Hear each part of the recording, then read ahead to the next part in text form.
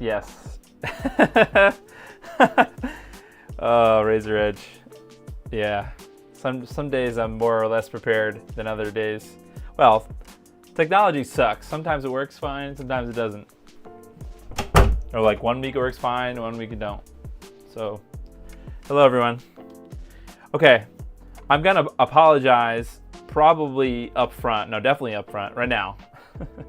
This might be a little cringe because I do know a lot about BlueRetro, but I don't know that much about expansion audio. As far as I know what it is, but and I kind of know that some certain games, Famicom games, have it, but I'm sort of at a the problem is, and I'll explain what I mean in a minute. The OpenTendo already enables expansion audio. So one of the things RetroTime asked me to test explicitly expansion audio compatibility. So we're gonna figure that out tonight. Hey Belmont, can't hear me anymore? No, you troll, get out of here. Obvious troll is obvious. Okay. So let me first say that I've mostly completed the Micro 8088. So let me show you the status. Okay, so I've reprinted everything in black. Here's what the front looks like. Got a nice two-tone black and white going on. So the power button is this one, and the reset is the top one. I wish they were reversed, but it's on this PCB. I suppose you could, because it's just I'd have to reverse the internal wiring. So that's that. So everything is black. Reprinted it all on the Bamboo Labs printer. And then, are you ready for the best part? Is I cut the acrylic and it's installed. So everything is in here, all the boards that we've worked on for the last forever. You can also see the speaker. I don't want to take the acrylic, and sorry for the glare from my ridiculous light. You can see the speaker there. It's actually super loud. I'm really happy with the loudness and the quality of the speaker on the side there. So it gives good PC speaker sounds. Now the problem I'm still having a problem with compact flash cards. So here's the compact flash card I bought on eBay. It is an industrial in air quotes, but this still doesn't boot into DOS when I install. So maybe I'm doing something wrong. Maybe I have to do some kind of a DOS command to fix, like, maybe the master boot record or something, because I'm at a loss. I really don't know. This doesn't work. But this card does still work. The other one, the verbatim. I hate that Amazon stopped selling those. So I don't know. It's mostly done. It's done to a state that I can bring it to Retro World and hopefully have Clint, aka LGR. I have this nice silver. Where is it? I have this nice silver Sharpie, and I practice on the old case. So I think if I have him autograph it with this silver Sharpie, it'll look really cool on the top here. I don't know. Maybe is that stupid? Maybe it's stupid.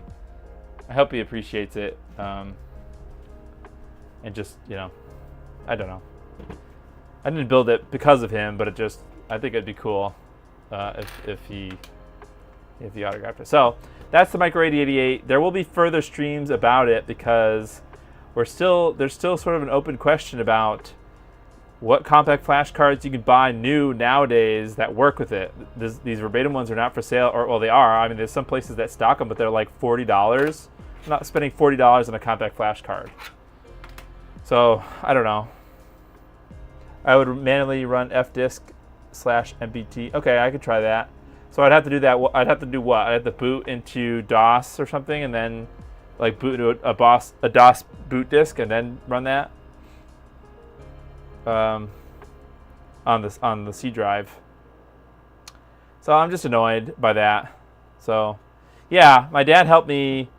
Well, it's not perfect. You can see, there's some rough spots here. My dad has a miter saw that actually it has like a arm, like it can like cut wider because you can like pull it out. You know what I'm saying? So it's like a 10-inch blade, which is you know, big. I have like I think my miter saw is like a 8-inch blade or something, which is pretty small. It was not enough to cut this comfortably. But his is 10-inch, but it also can pull, like slide out. So if you're trying to cut a big 2x10 or something, you can like cut the whole thing. So he was able to cut this in one piece. The problem is you know, maybe he didn't go slow enough, or maybe the blade that he has, I don't know. So there's some chips and things in it, but it's good enough, and from afar it looks fine. But then I took, did I throw that out already? I took another side. Well, I don't know where it is now. But I basically had the old side, or the old opposite side, because they're the same dimensions. So I took this side from the old case, and I laid it on top of it, and I clamped it down. And I took a drill, and I drilled through the screw holes, because they're in the same positions. And then luckily I had a what is it called? Countersinking bit that I use to countersink the corners, or the holes after that. So these are countersunk screws, like basically all the way around. So I use a countersink bit, and it looks pretty good. So I'm happy with it. I'm not happy that it doesn't function really, but that kind of makes me okay. It makes me sort of happy, because I don't think I'm gonna attempt to bring anything to actually like boot it. So I'm just gonna bring this around Retro World until I find Clint, and then have him stock. No, is that weird to stock him? So let's put that aside. So that's the first thing. The second thing, radial arm saw, maybe. I don't know. Is that what they call them? No. I know that a radial arm saw is a different thing. It wasn't a radial arm saw. It was a miter saw, but it also pulls out. So maybe it's like a combination. I don't know. I know what you're talking about though. That was one that pulls out. This one actually does go down like a miter saw. Well, thanks, Alterations. I'll have to make another stream. So there's two things I really want to, well, three, I suppose. So one, I really do want to show how to actually flash XTCF, because it's not trivial. It's not just a matter of flashing the ROM that's on there. You have to run a program and configure it before it even will work. So that's kind of the first thing I want to do.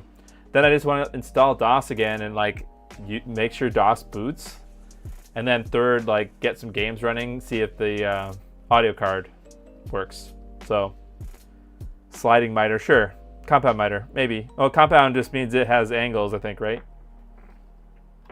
Okay, all right, enough saw talk. So the other thing is, this morning, Zaxor posted in my Discord that he found a good deal on a LaserActive. If you don't know, that's the Pioneer LaserActive is like a pretty rare and also coveted Laserdisc player. It's coveted in the retro sphere because it has something called packs. It's like this little like slot that you can fit these modules, and there's different modules. There's like a Sega game, Sega Genesis one. So like you can play Sega Genesis games through this LaserActive thing. And there's also I believe there's a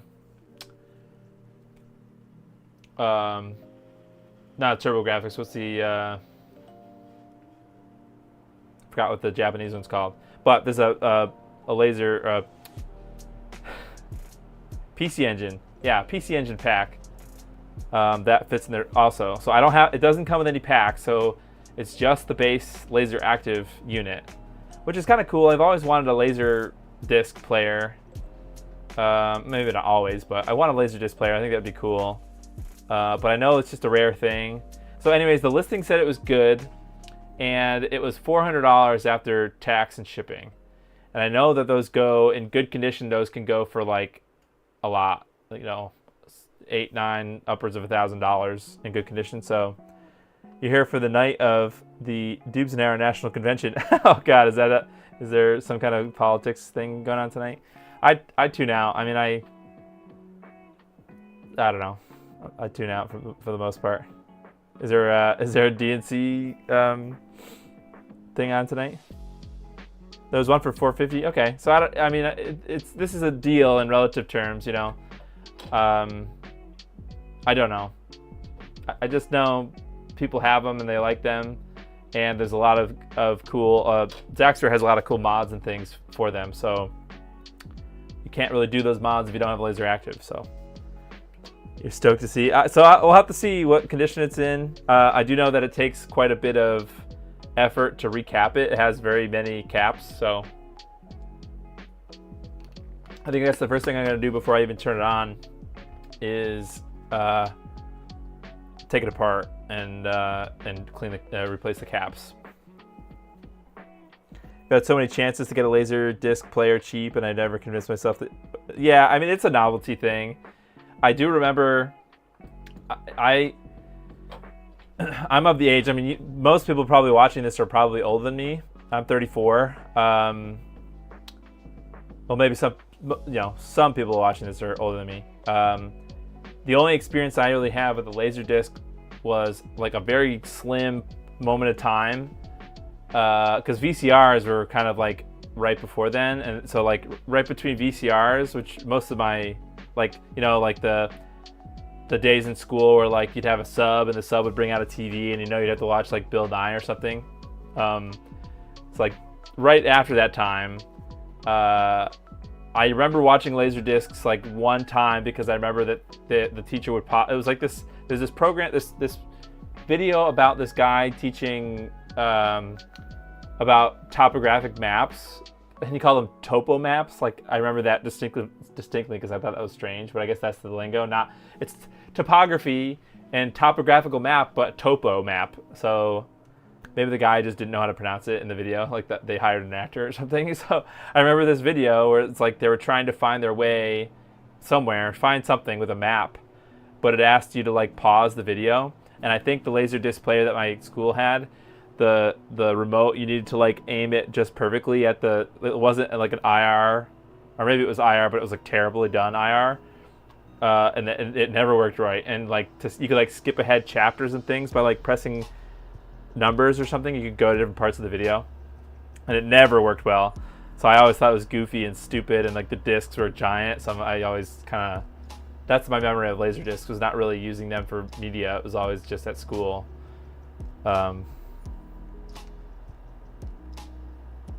If it makes me happy, you're stoked for me. You'll get it running. I hope so. I mean, Zaxxer kind of was sharing some information with me. I guess right now, actually, the LaserActive cap kit on console 5 is out of stock. So he shared with me a bill of materials just to buy the caps right from Mauser. So I'm gonna be doing that. The scene in Back to the Future 2 with all the LaserDiscs in the dump. Nice. I worked at a movie theater in high school, and the trailers that played in the lobby were on LaserDisc. Oh, interesting. Bill Nye Day at school was always the best. That and Mythbusters in science class. Yeah. Just days when you got to goof off and not have to think about the work.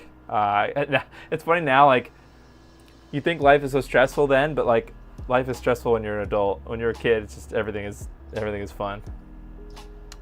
We used to use them as frisbees. Oh, the movie theater trailer discs. Dang. Optical 8 tracks. Jeez. Yeah, so it's just fun. Just whatever. Okay, so plus Retro World is the convention in Hartford is going on this weekend, so I'm excited about that. I have I've been mentioning, I have a small laundry list of things I want to buy still, and the LaserActive doesn't really help me there, but it is what it is.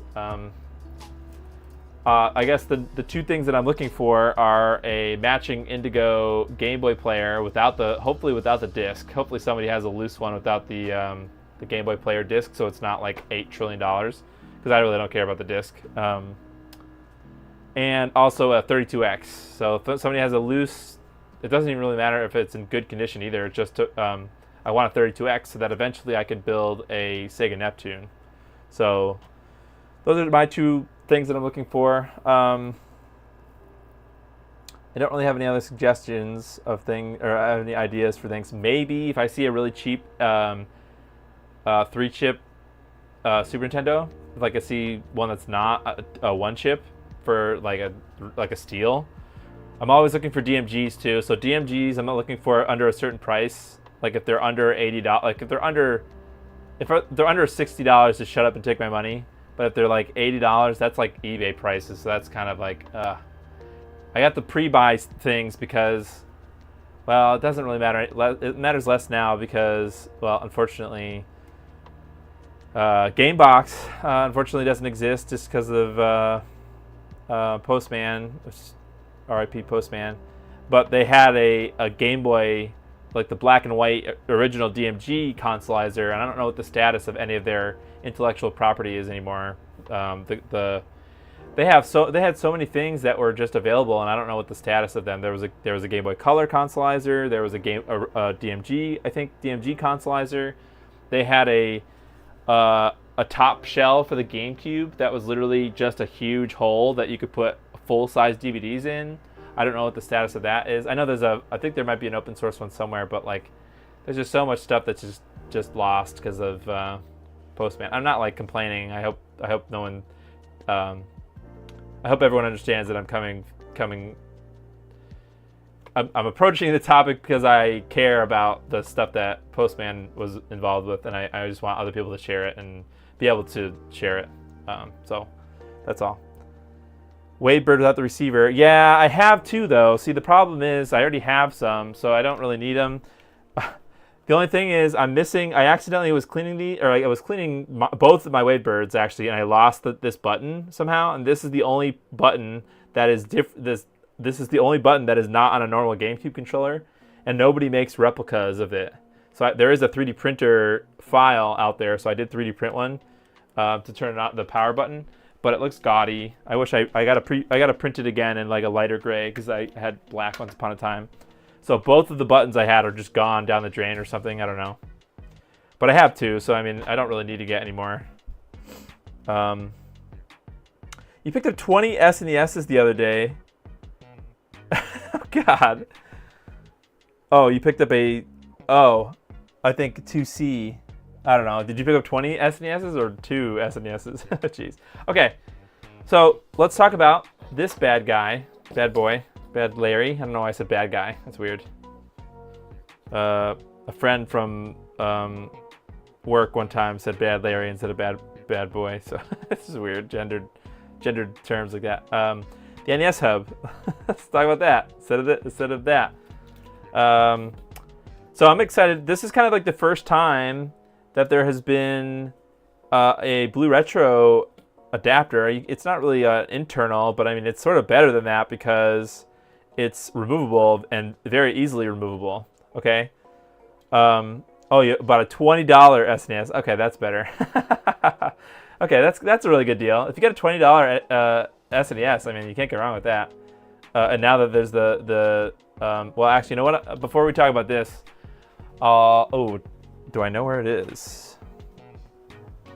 You guys can't tell Voltar I have this because he'll be mad at me.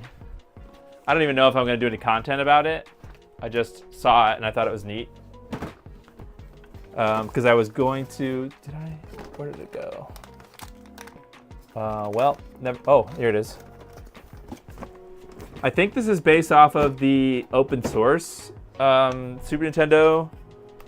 I don't know what you're really calling this generic term for this thing. Not the edge enhancer, but this is Retro 6, I guess. But I don't know what the company that makes this. But this is called they're calling this the Universal Edge Buster. I think this is based off of that open source thing to clean up the SNES video. So I don't know. I don't know why I even bought this. It was pretty cheap, but I don't really know if I'm going to do anything with it. I guess if I could find another SNES for a good deal, I guess I would install this and then like try to do a comparison between Voltar's. In an effort to show that I'm assuming that Voltar's is going to be better because I don't think this has an RGB amp.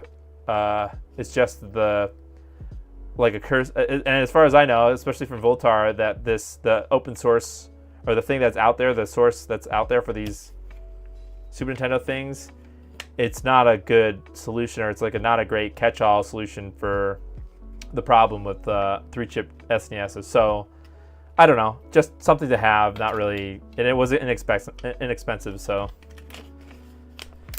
I'll have to find a Super Nintendo to put that in, and then eventually when Voltars comes out, do that and just do a comparison.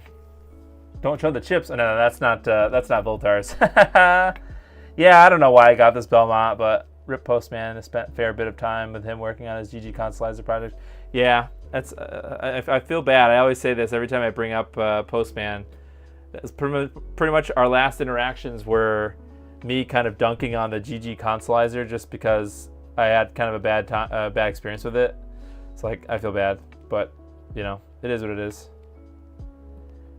Oh, it's based off the forum post pretty much exactly. Oh, that's good though, because I was looking at actually doing like a sponsored PCBWay stream where I built one, but you know, it's nice that that is available, so I didn't really have to do that. All right, so let's. You have so many extra SNESs? Okay, hey Belmont, I might have you see if you can find me a specific motherboard model because Voltar said he would sell me one early, but he doesn't have all the editions, all the versions ready. So I'll remind me, or I'll try to remind myself to DM you to look for a specific motherboard. Please show it in action. Oh, I will. If I ever put that together, I'll the Edge Buster, whatever that thing is, I'll show it, you know, just to, or at least the quality of it, right? And then just as a comparison to the, well, I guess that would mean I would need a Super Nintendo anyways, just to be able to show side-by-side comparisons with the Edge Buster, or the, sorry, not the Edge, not the Edge Buster, the Edge Enhancer. Well, it's a, let me see, let me just tell you right now. That way, if you're bored, you can do that. He said it was a... You have to look specifically for an SHVC CPU 01 is the specific revision that you need to find. I'll put it in the chat. SHVC CPU 01. So if anybody has one of those and wants to sell it at a reasonable price, see, that's a Super Nintendo motherboard. Show off the Famicom accessories support. Famicom accessories? I don't, Famicom accessories? Are you talking about this? Show this off? Famicom accessory support. So, all right, so let's talk about this. Let's stop not talking about this.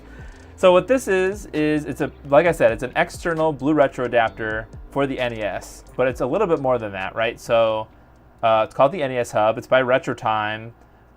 They are the developers of some other BlueRetro mods. Let me see, where do I have it? So I have a Dreamcast one that I never really did any content about, unfortunately. I feel bad about that, but I have one. So this is the Dreamcast one. I think I also have the N64 one, which I did actually include in the video where I compared the Nintendo Switch Online to the BlueRetro. So I do like, the 8-bit DOE drop-in replacement board. So I do really like this one. I don't have that much experience with this one, unfortunately. They sent it to me and I just didn't have time to do anything with it. I assume it works because BlueRetro, if you don't know about BlueRetro, it's this sort of like framework for letting Bluetooth controllers connect to different consoles, right? And it's really like a wide variety of consoles. It's not like one specific console. And not only that, but the schematics, basically, if you wanted to, and I actually did in the past, you could design your own adapter pretty easily. So if you're, I highly recommend, if you're interested in learning how to do KiCad, like you want to learn how to lay out a PCB, I highly recommend you look into the BlueRetro project, the GitHub, because all of the information that you need as far as what components that you need, and that's basically it, how the firmware to flash onto the ESP32 module, everything is available. So it's a good learning opportunity to get something that you can build yourself. All you need to do is, order PCBs from PCBWay and order a couple of parts, and you can solder it yourself. You can get through-hole components, so it's not that difficult to solder yourself. That's what these small compact adapters are sort of an evolution of Darth Cloud. Darth Cloud is the creator. Actually, his little face, his little icon is here on the thing.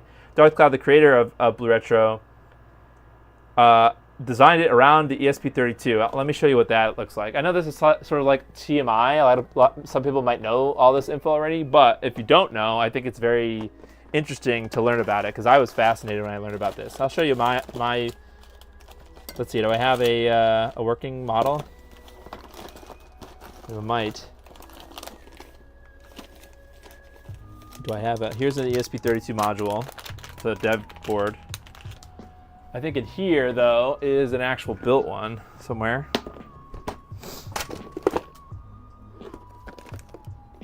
I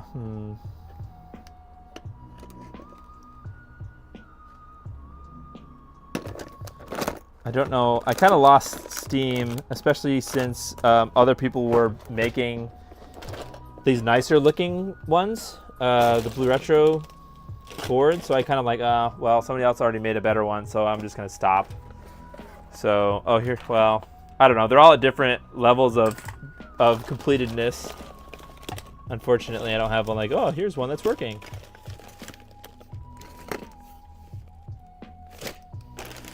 Well, here's most of one. I don't know what happened to the actual rest of it. Anyways, so I designed this one myself based off of the schematic. So I didn't really design anything. All I did was, I designed the PCB. So this is the ESP32. This is an ESP32 dev board. So this is, in a way, this is sort of like, hey, JD Silva. This is, in a way, like a Raspberry Pi Pico. Okay, so like a Raspberry Pi Pico uses the RP2040 processor on it in the same way that the ESP32 dev board uses an ESP32 module. Now, what you're looking at here is both a dev board, so the bottom part here and the pins are actually the dev board part. This shiny silver part and the antenna up here, that's the microcontroller, that's the processor. So they actually make smaller, very compact versions of this ESP32 module. So that's the difference. When somebody says the dev board, they mean this part. When they say the module, they mean this part. Now, the reason they can get these so small is that they actually make smaller. Actually, this one might be using a full-size ESP32 module. You see how wide it is, right? So this one literally might be using the dev board, or not the dev board, the module part. So you could actually desolder this if you wanted to. After you flashed your code to it, you could desolder this and solder it onto your board if you want to, but most people don't. Well, anyways, let me finish this thought. So that's probably using the full-size module, the N64 one, but the Dreamcast one, I think they make a mini version of the same module that runs the same types of code. So you can tell that there's no way that this fits in there. I think they make a small, compact one. So these are all based off of the same BlueRetro project. This is my attempt, right? So I laid out these traces. They go to this. This is a Genesis one. You can tell this is a Genesis port. I actually have a video about me designing and making, designing and making this. And my idea was that you could just buy the dev board, which is relatively cheap, and you solder the dev board onto my board, and it was going to be like something that you could easily practice. I used SMD components, but you could pretty easily use through-hole if you wanted to. Okay, anyway, so basically this is a Genesis BlueRetro adapter that I designed myself. So I know quite a bit about, not a ton of it, but I know about designing the layout around the project. So you can tell here on the NES Hub, this is the ESP32 module. It uses a full-size one, right? There are some parts on here that are like level shifters, like depending on the voltage that the bus, like the controller bus, I guess in this case, depending on the voltage of the controller bus, well, actually in this particular case, it uses that expansion port, but like in this case, it would be the controller bus. But so there's level shifter ICs on here, but clearly this has a lot more going on. I think there's actually a voltage regulator on here. But the other main benefit, so that's the major benefit of this, is it gives you, it's a BlueRetro adapter, so you can use connect Bluetooth controllers to your NES. And actually, if you're wondering, there is a little LED here and a pairing button on the side. So you'll see, I'll get an NES in a second. This pairing button sticks out perfectly on the side, and you can see an LED that sticks out that tells you whether or not you're paired or not. So it's kind of neat. I should sell. Be rich and famous. Well, the problem with this is a clunky... okay, so I'll tell you why I stopped, pretty much. I stopped because I couldn't figure out, one, how to design an enclosure that I liked. Smaller than this. I guess now I probably would have made it the size of... I don't know. I was just learning KiCad, so...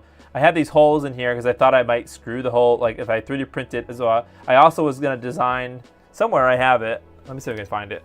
I have a 3D printed enclosure that I designed for one of them somewhere.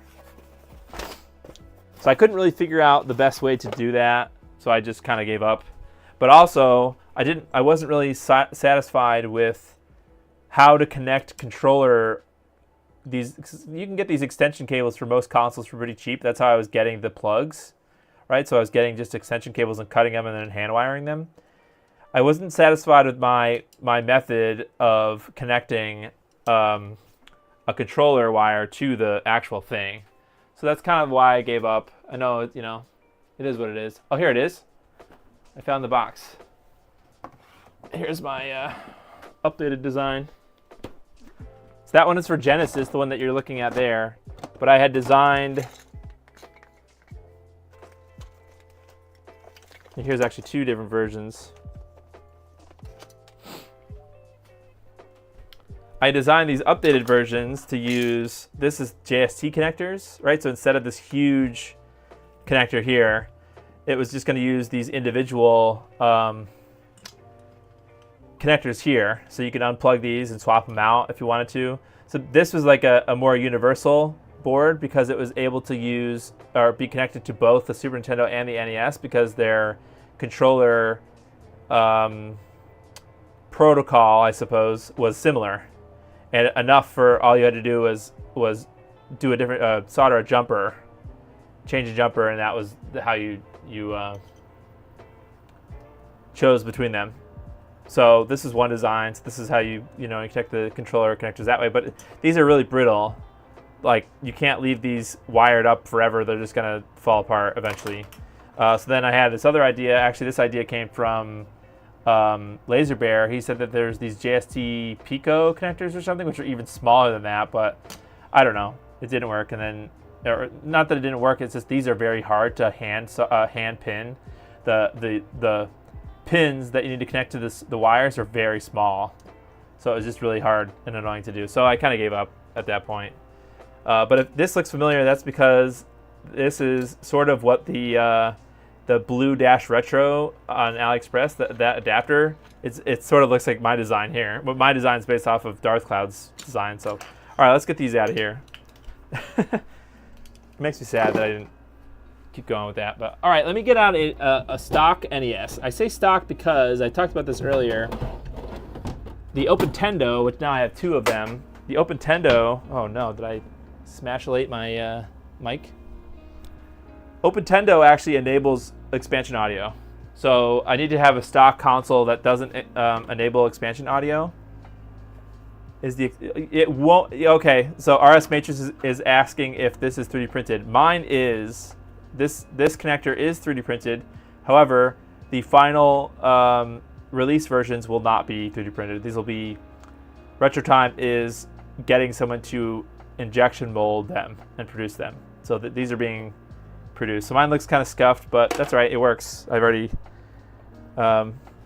tested it. So, all right. So this is a stock console. I've actually never booted it up, so I don't really know if it works. We probably should test to see if it works first, because I do have another NES too, a stock one.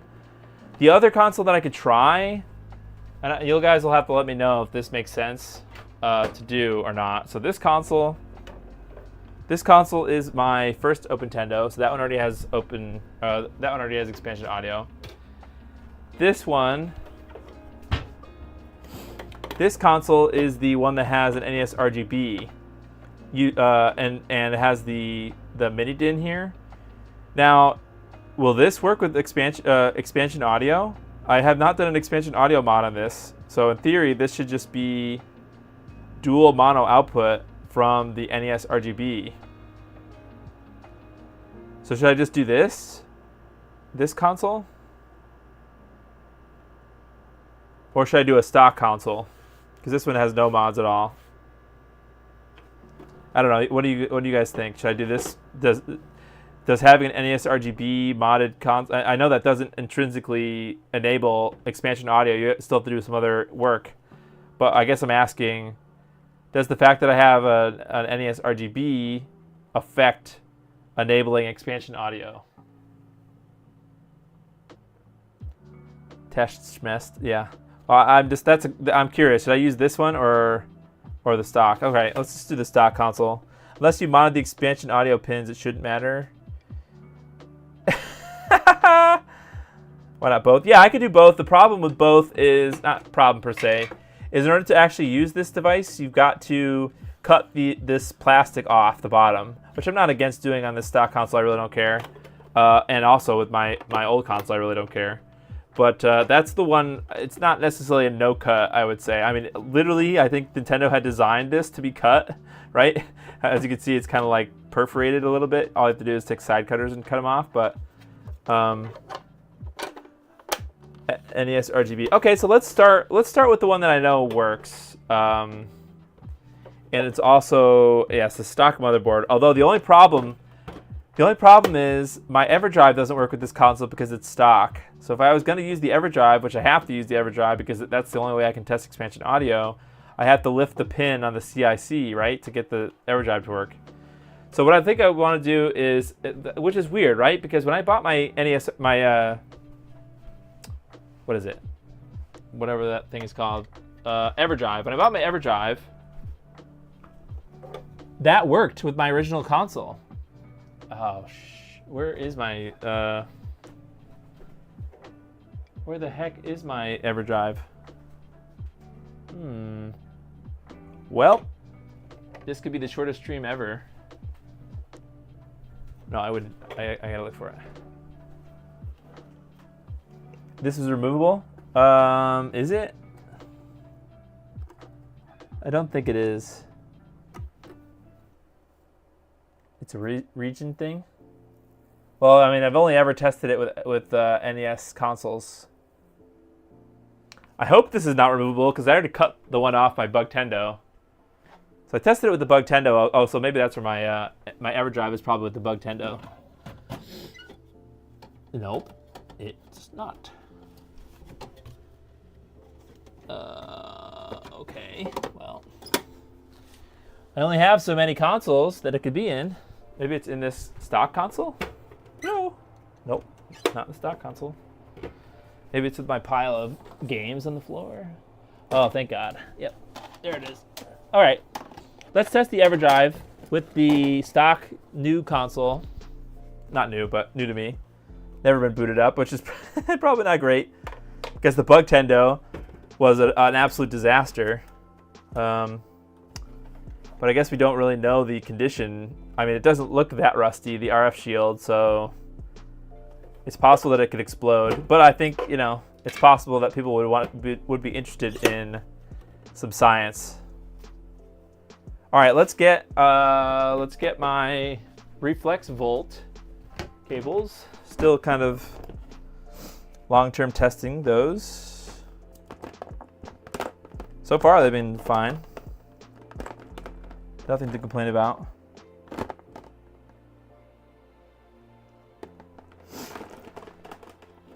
I like how the cables are long also. They're like 6 feet.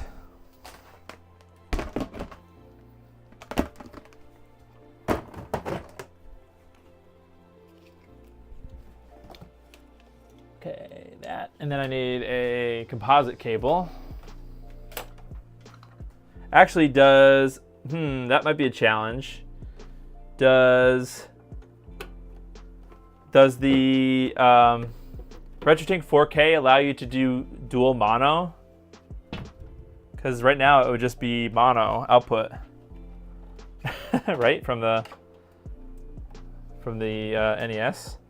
I don't have one of those fancy cables that splits the audio, although I do have a Y adapter somewhere, I think.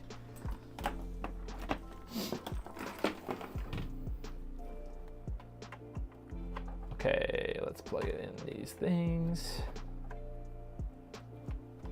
All right, let's just see if this bad boy works.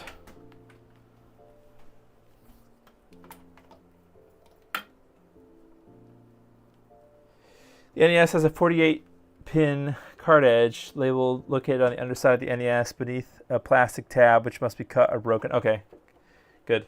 I'm glad because I'm not glad. I'm glad I'm not an idiot. Is what I'm trying to say, I guess. All right, so component or composite's going in there.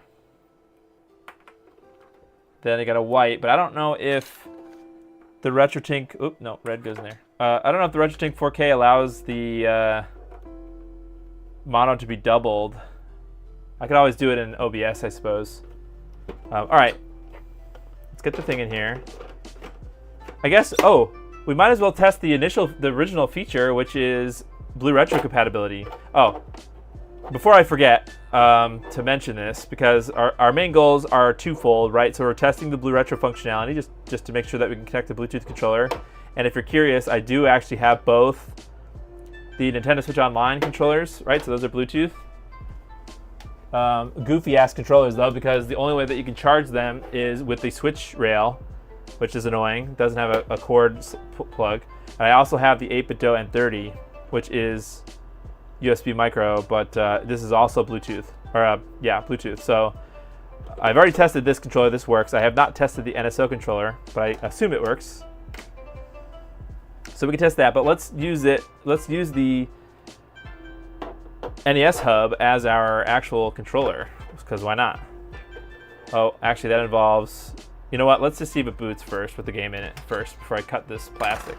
But then we will use it as the thingamajig. Okay, so we need to switch to front composite. All right, full send. Blinking light win. Oh, I didn't put it down all the way. Whoops. Nope, we get Blinkerino. This console does only have a stock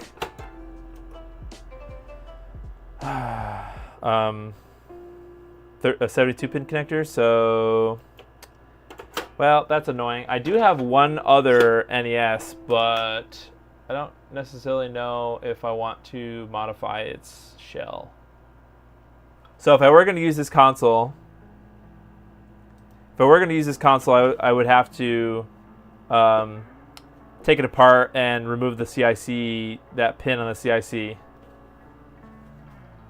So yeah, try real game. Well, the only problem is I don't have a game.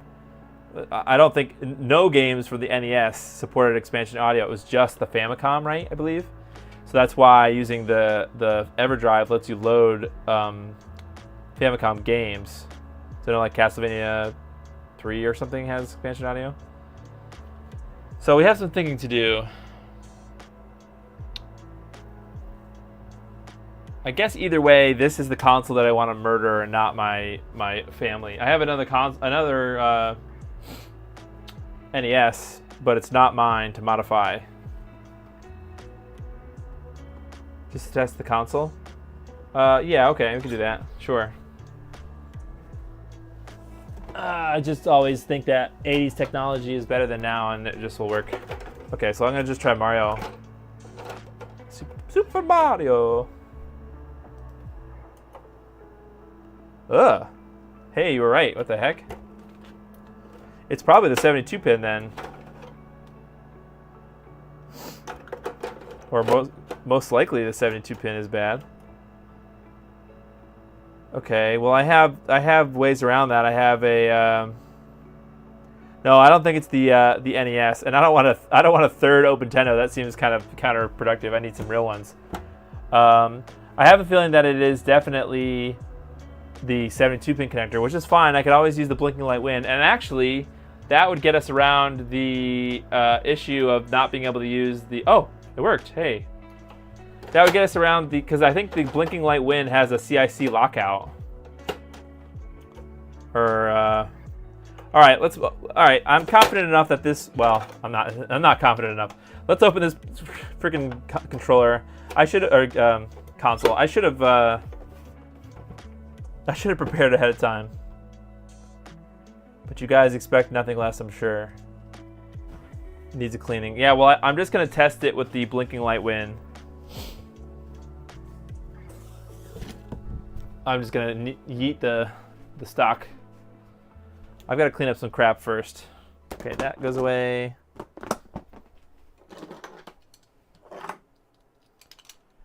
That goes in there. That goes in there.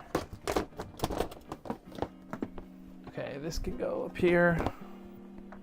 Okay, BlueRetro. Oh, excuse me. My God. That can go up there. And then these can go somewhere.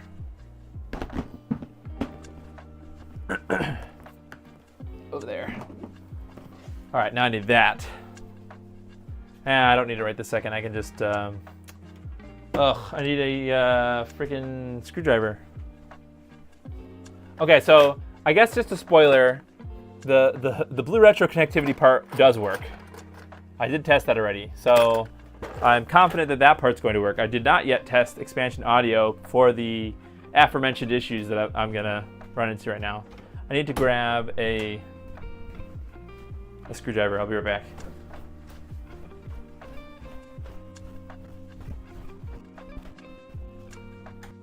Screwdriver.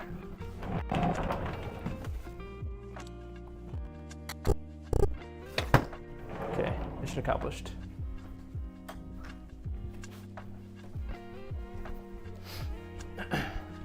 Unfortunately, the screw holes in the NES are too big for the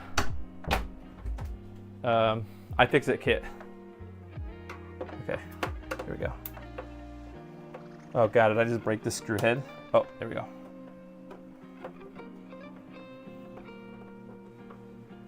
Okay, no, honestly, this console doesn't look that gross. And I didn't clean it at all, so whoever had it, at least kept the outside of it clean. Do not think it's been opened before.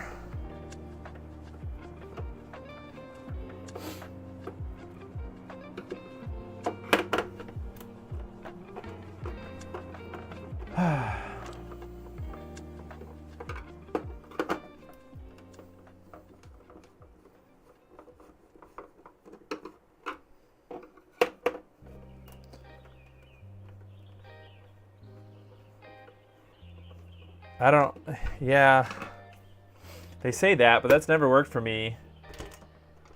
And also, it's never been in a different region console. So I don't know why that would be a thing, but I could be wrong. We could test it again before I put the, swap it out.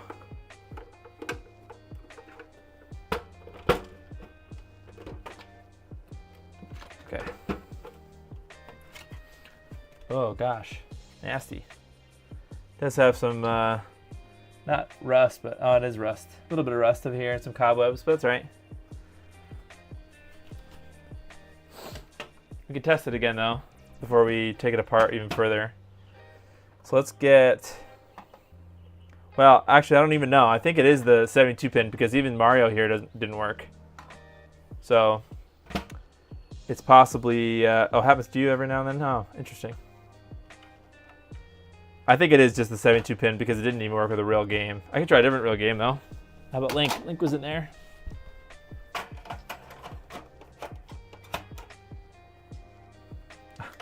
I say Link like that was the name of the game.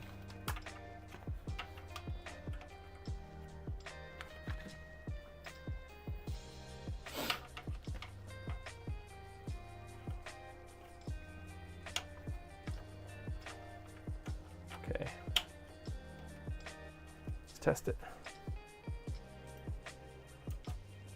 Nope. Blinkerino. So I think it's just the 72 pin is toast, which is all right. I would like to try the boiling thing. Clean my slot. Gross. That's funny. You liked I never really played it that much.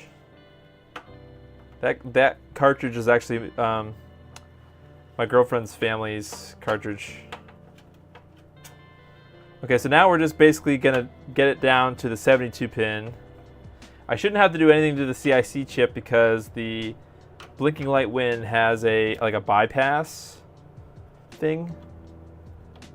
So we should just be able to swap that out and my Everdrive should work.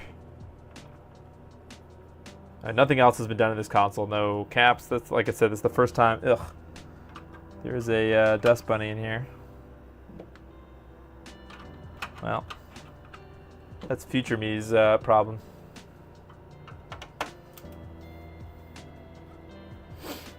I guess I'm just interested if a stock console will work. It should. I mean, it should work with any console, apparently.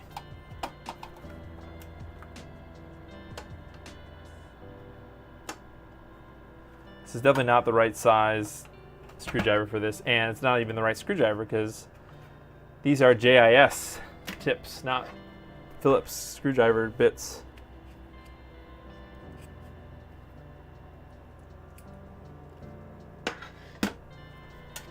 Red Herring, if Red Herring were here, he'd be simultaneously happy that I use JIS, but also happy that I use composite video. Or no.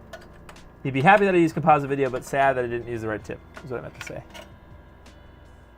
You bought a box of 50 72-pin connectors. I can send you some. Do they work?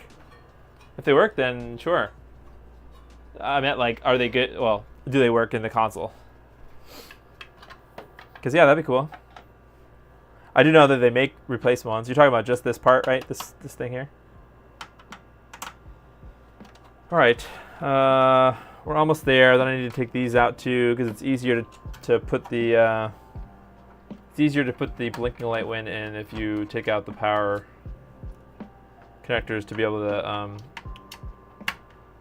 lift the board up a bit.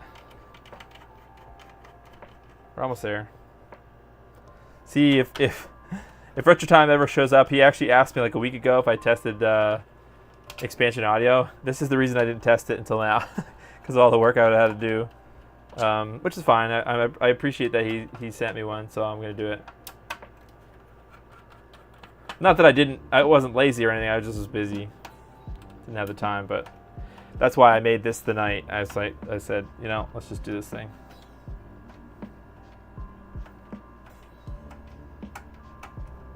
Love the boiling thing? Oh, okay, I could try that. I've heard of it. The boiling, the 72-pin thing. You just yeet it into the water?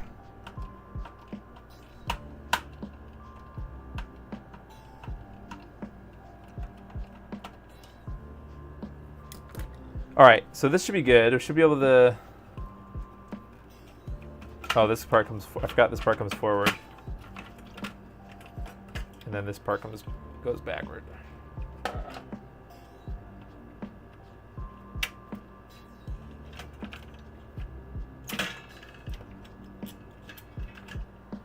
Okay, so hopefully the problem is not this, although we can clean it while we're here with some IPA.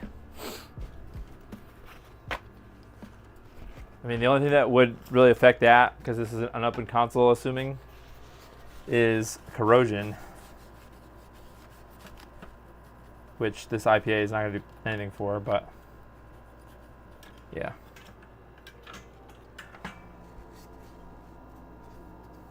It looks clean for the most part. Okay. All right, let's get the blinking light win out. It's in that bin. In the blinking light bin.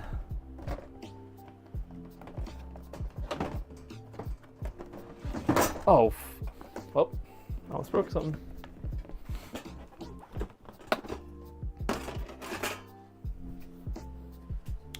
Okay, so yeah, this chip here on the blinking light win, this one I'm pointing to there is some kind of a CIC bypass or something that allows you to just use it with a stock console. You boil them for however long you want, really. I usually just get a nice size pot of water going and drop the connector in, leave it for 10 minutes. Nice, okay. Oh, pin connector soup, yum. Tried using your ultrasonic with distilled water. Can't get the water hot enough, yeah.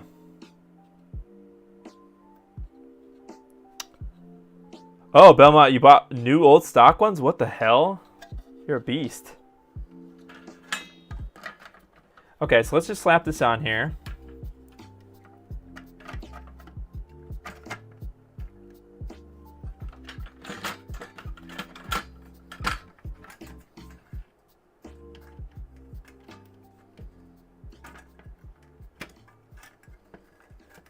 Okay.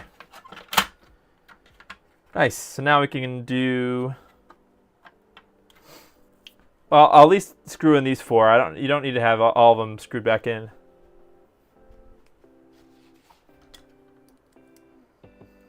Just like to do the ones around the slot, so that way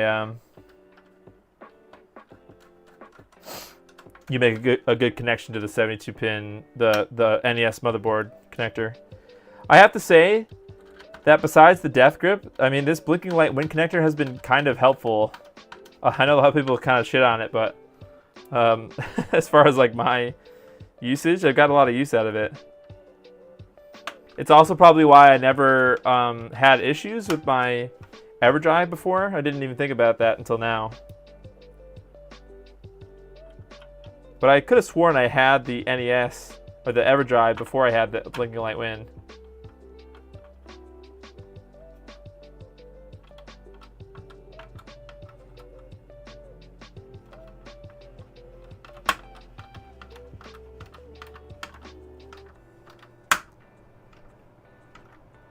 Deoxit contact cleaner. I might have stripped that. Whatever. I do need to get some deoxit. That's like something that I feel like I should have had like forever ago. All right. I guess this is fine, right? Now we can at least test this console. See if it works. Oh, it already was on. That's good. It didn't blink. It didn't do the red light, so I think we're good there. Cool. Yep, so it's all good now. Should be all good. So let's go ahead and I'm gonna install. I'm not gonna put it back together right now. I need to cut the. Okay, so hold on. Before I do this, let's just test it while it's all together. I do need to cut that thing. I need to cut the thing afterwards, but let's test to make sure that this actually did work. Hey, look at that. Yay. Okay. All right, now. Whew, now I've got to take that thing off the bottom. I think the only tool that you really need are some side cutters.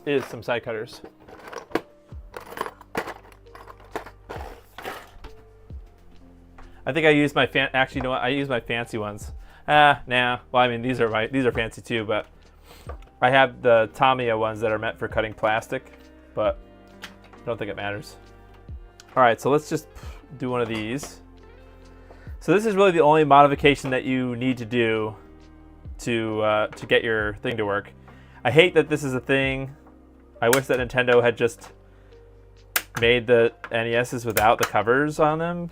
Or like removable, but it is what it is, right?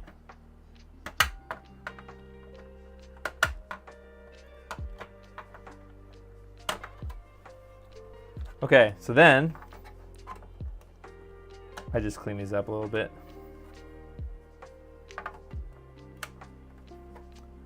That exposes the connector on the bottom here. Expansion connector. Which I guess it really shouldn't feel that bad because we're actually using this functionality. So like, I think that's kind of cool, right? Because nothing ever used that. I only have an NES power pack from Retro USB back in the day, which predated the NES Everdrive.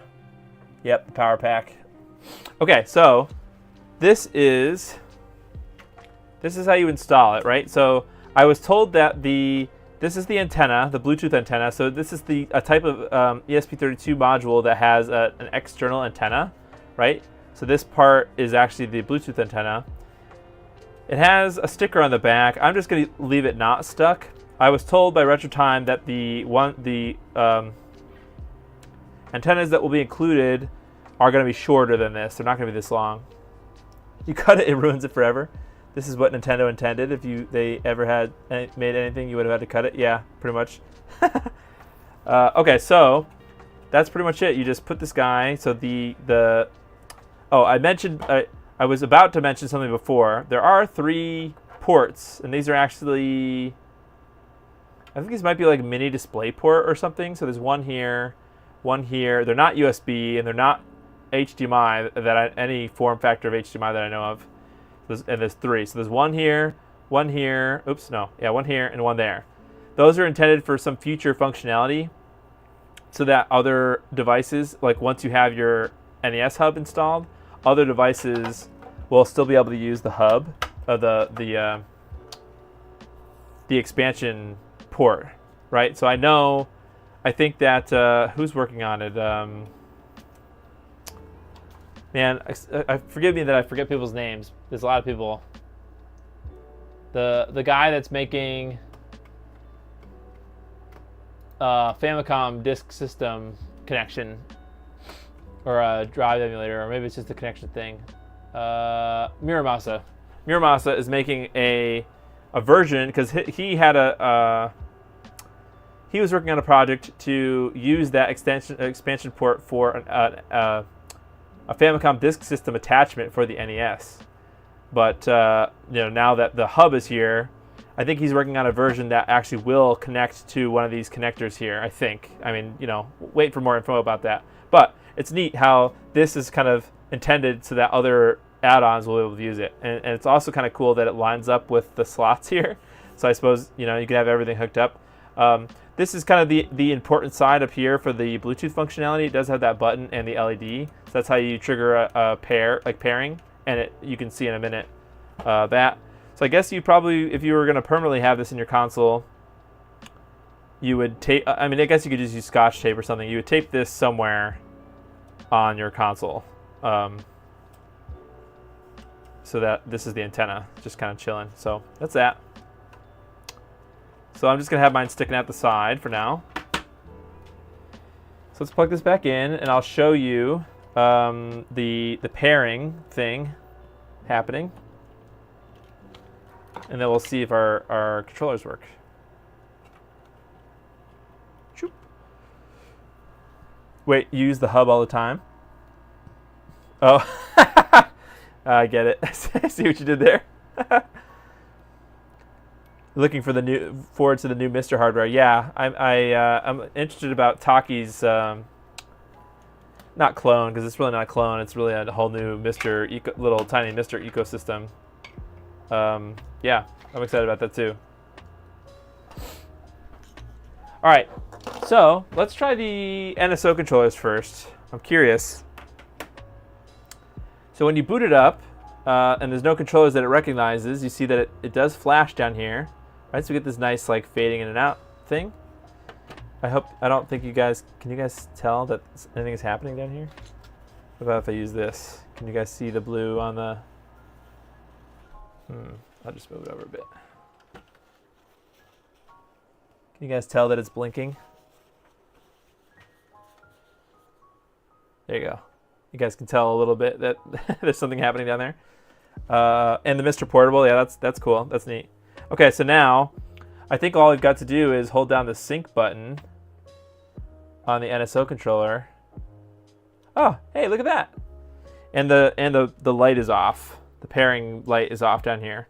So if you wanted to re-trigger a pair, and actually, I think this supports two controllers. How do we actually do that? I don't think, well, let me see if I have the matching Joy-Con. How do I do that?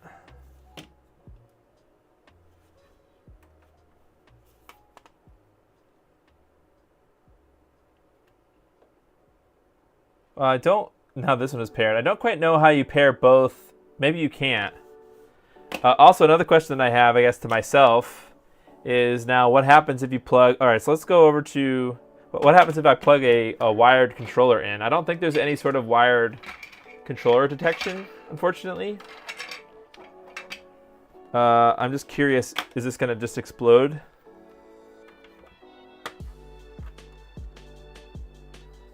Can't really tell what's happening here. No, it sort of override, like they both just work at the same time. So there's no real wired controller detection, which is a little unfortunate, but that's all right.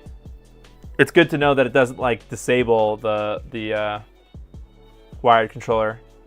I wish there was a Joy-Con attachment that turned these Switch NES controllers into USB-C.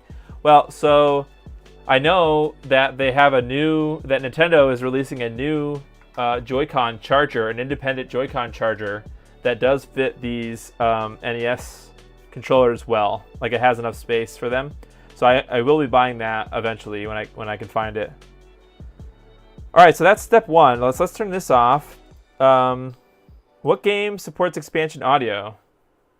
That we could test, right? Castlevania, right? But I don't know what is the name of it in Japanese. Oh, whoops! I pressed start, which.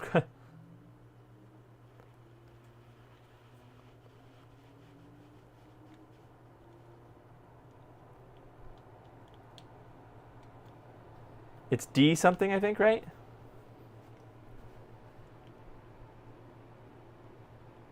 I just gotta Google it.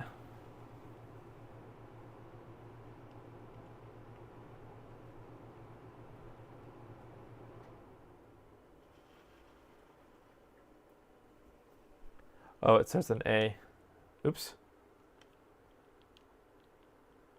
Okay, good call. Okay. Okay, here we go. And like the first song that it plays, right, is the expansion audio song.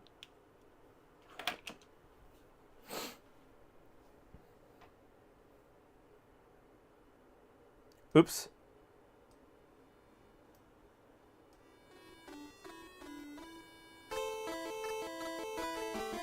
So I don't know if the RetroTank...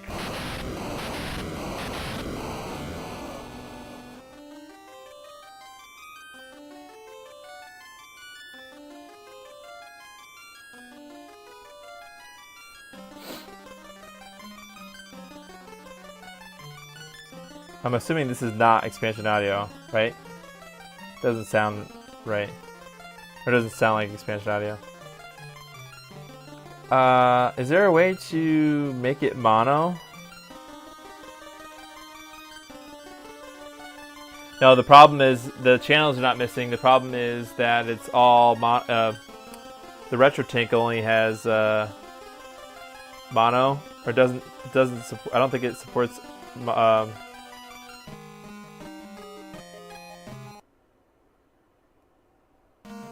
I don't think it supports mono.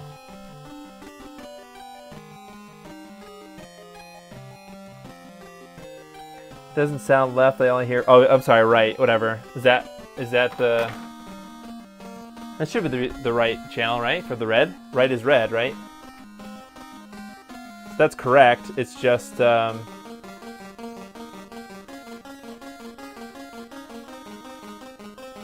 don't know if the RetroTank supports mono.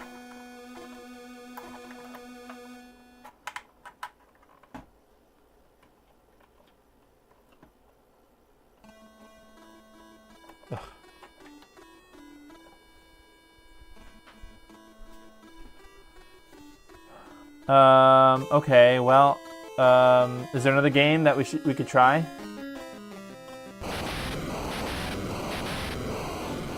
First of all, what's it supposed to sound like? Let's look up a video. Oops, I forgot to mention I was live earlier. Oh well. Which Castlevania is this?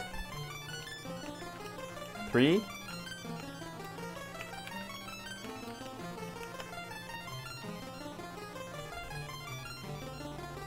Okay. Gimmick? Yeah, probably. Does the morph? Yeah, yeah. The analog input on the morph. No offense. That's funny. Okay. Hello, it's me, Mario. Okay, so let's pause. This is what it's supposed to sound like. Oh God, it's loud. Oh, this is just one song. I want the original. Let's see the intro. Intro.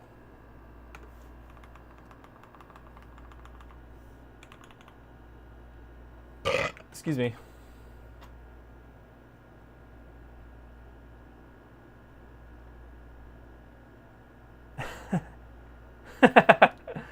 Savage.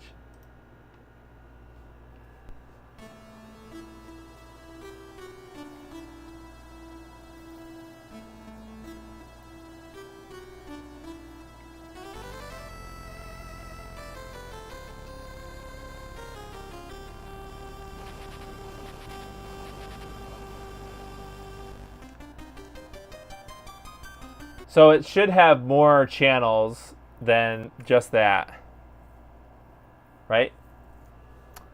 Okay, so that's interesting. So it sounds like my... So here's the thing. When I first got my NES Hub, the soldering didn't look great on this part here. So the connector, okay? So I actually ended up touching it up here. I made this I just ran, you know, knife edge over that a bit. So, and I'm curious then though if somehow the pins here maybe got bent, warped or something, like the enclosure got warped and maybe it's not connecting where it needs to be now to enable expansion audio. But I think that's a little too, I don't know. I mean, isn't that... That's a little suspicious because the controller works, right? And also, RetroTime mentioned that it's this dip switch here is supposed to be, the first one is supposed to be up to on, so that's correct. But I see EXP2, EXP6, EXP9. What does that mean?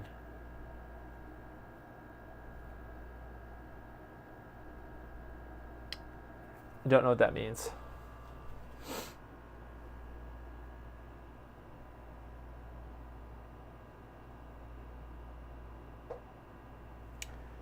Man, I don't know. What do we do now? So it definitely wasn't working, right? I would love to have one of these new connectors so that I could just swap mine out, but let's try it again. Maybe it was just a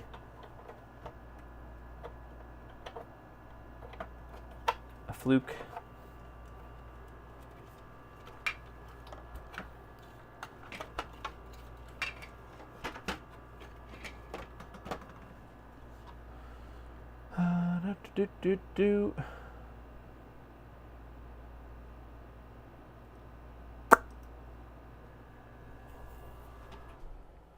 Oh, not this.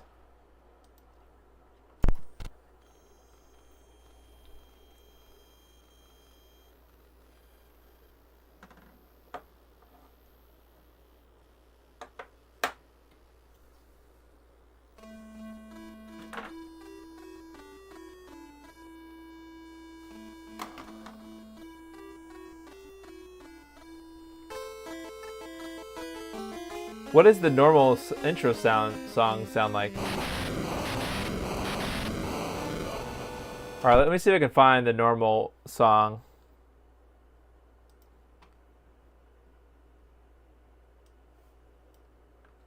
Or let me see, what is it? Just Castlevania 3 intro?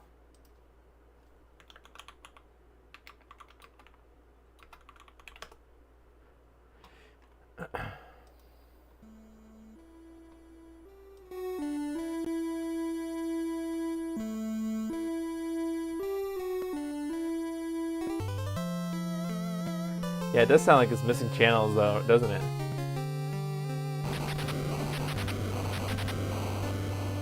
But it sounds like it's missing more channels than just that. So I wonder if maybe there's something wrong with this NES, or...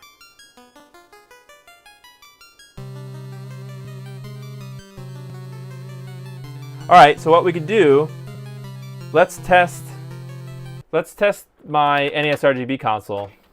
Because that is a stock console.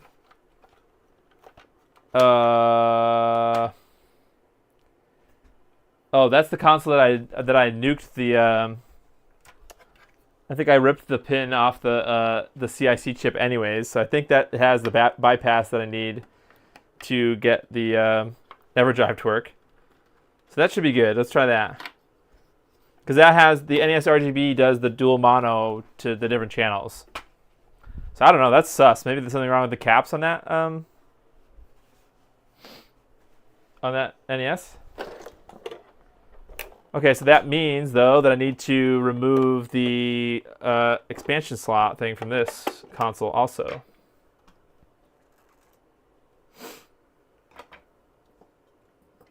Just expansion audio is missing? You sure about that? Well, let's test it with this console to make sure. Just why not?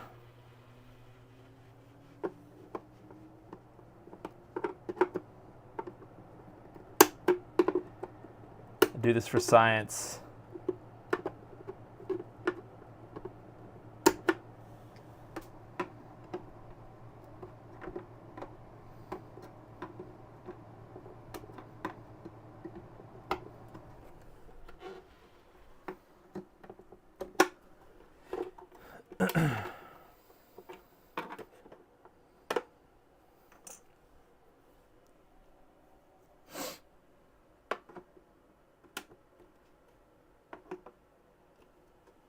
Oh, you know, I should have tested Castlemania because maybe the song is just different.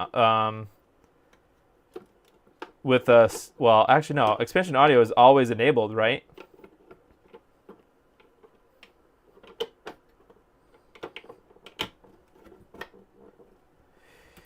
Okay. All right, so I need my... Well, actually, you know what?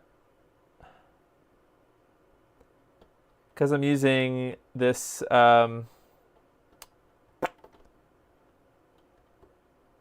Shaw power board, maybe I can get the dual mono out of the...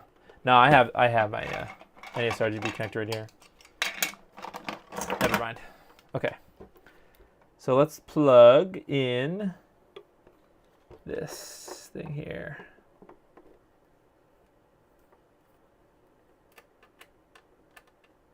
Okay. Now we put the... This has the slot master in it. And it also, I think I removed the pin. So this should work with my Everdrive. So let's go ahead and give it a whirl. So the thing is in. Yep, the NES Hub's in. But this is not this. We need to switch to SCART.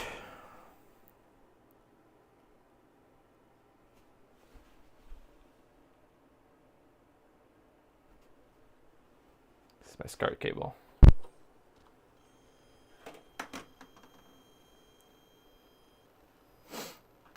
Is your Everdrive set up for expansion audio? Ew. Okay, well, maybe it's not. I don't know. Might have to do that mod.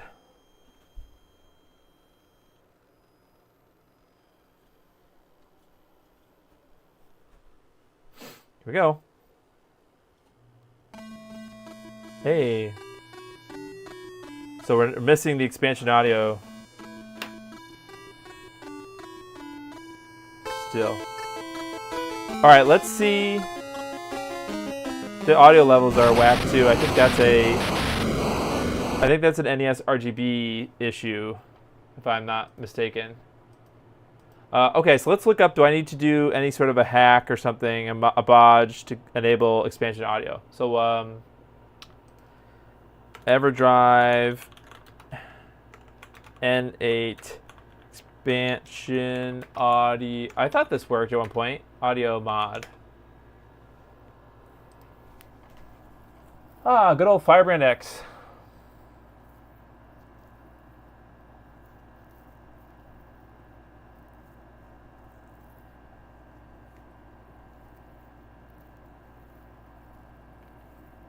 Oh.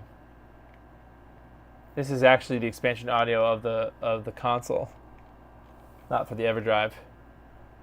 Okay. Well.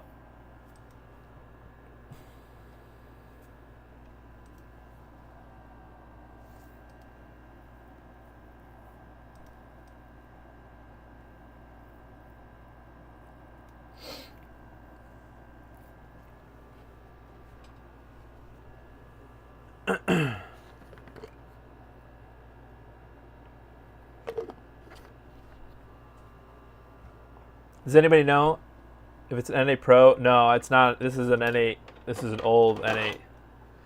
Vintage N8. Well, not vintage. It's from 2018 or so.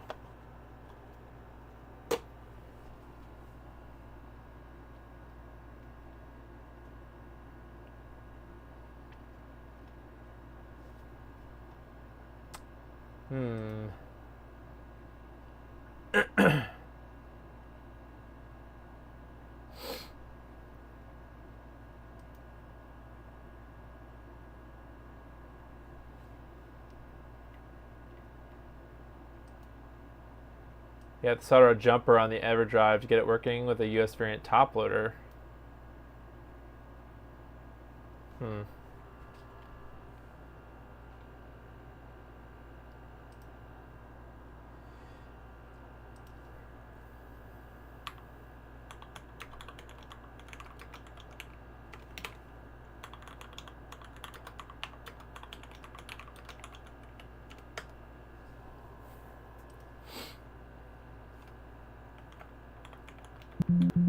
Oh.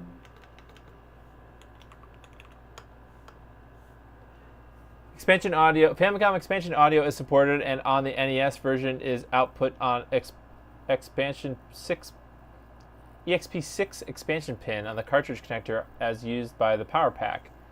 A simple modification to the NES allows the expansion audio to be mixed with its output.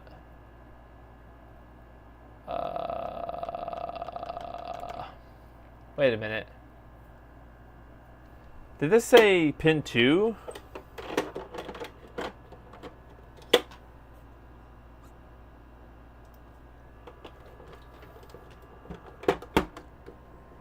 This here says expansion audio, right? EXP2, EXP6. Do I want to enable it on pin 6? Need a tweezers or something. So maybe I've got to adjust it from this to that. All right, so now it looks like maybe expansion audio is on pin 6. I think maybe. I guess I can just leave this upside down. All right, let's test that.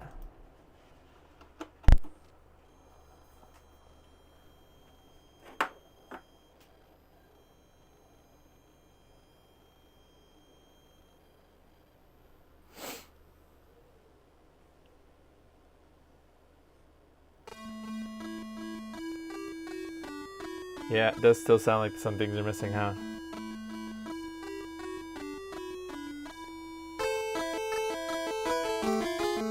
Plus the levels are whack. The mixing is whack.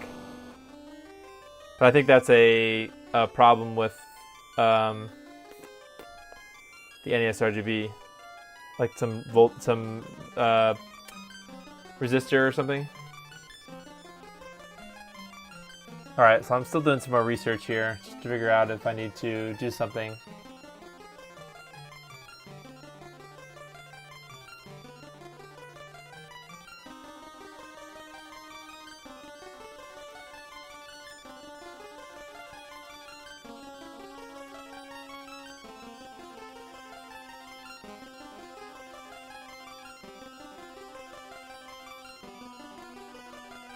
It's possible that it's just this connector.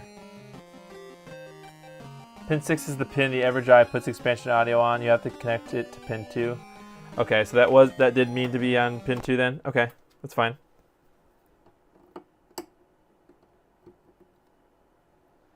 Well, I guess that means that it doesn't work, but I guess I'm chalking it up to the connector, not... There's 9 too, pin 9. Should I try that one? I don't. This is just for science. I'm just gonna put it on pin 9, which is the third one. So here's the. Here's what I mean. The first one is pin 2. The second one's pin 6. The third one is pin 9. So just for ha-has, let's try it. Oops. Hello.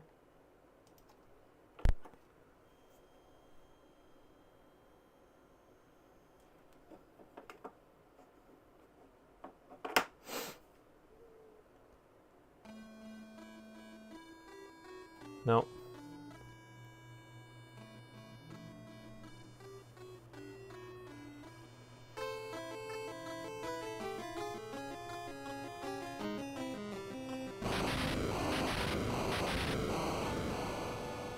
Just for ha-has, though,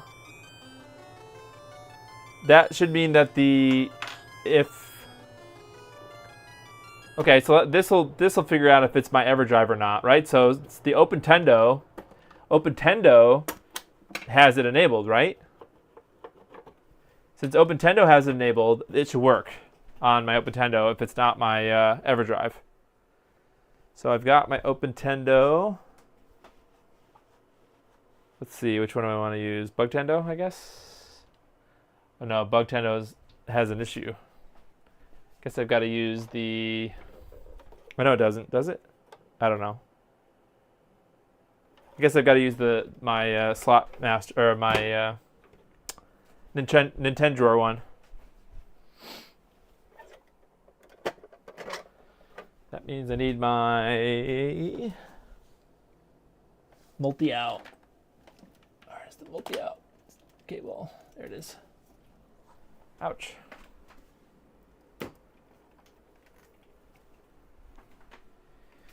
Do.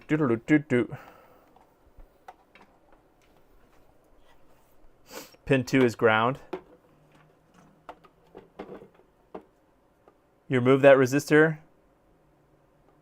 Oh, the OpenTendo one isn't right? Well, I mean, it should be different at least, right? Just to tell.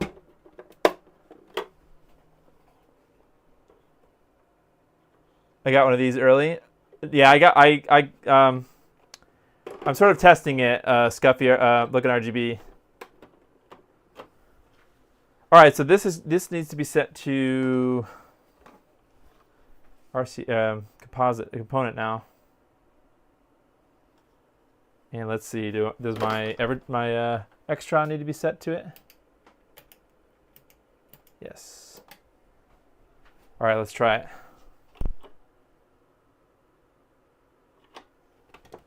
Oh, derp. It would help if I plugged it in.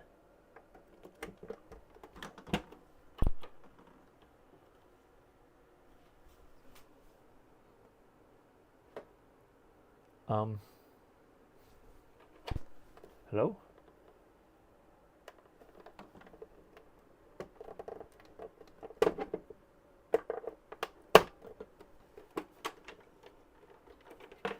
Hello?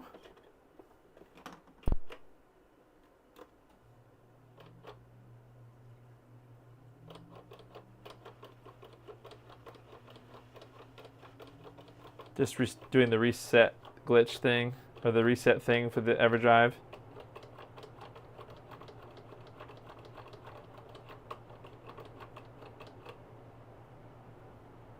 Oh, hey, it worked. Hey, look at that. Nice. Okay, so now I need my wired controller. So this is without the NES Hub through an OpenTendo. This should be...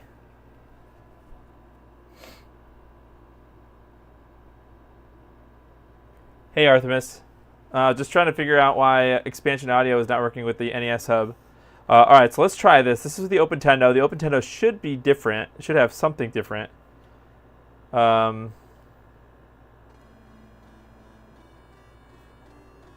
See, I don't hear anything, right?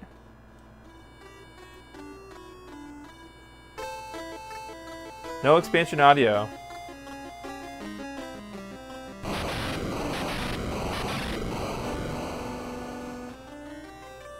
So what the hell do I have to do to my Everdrive then?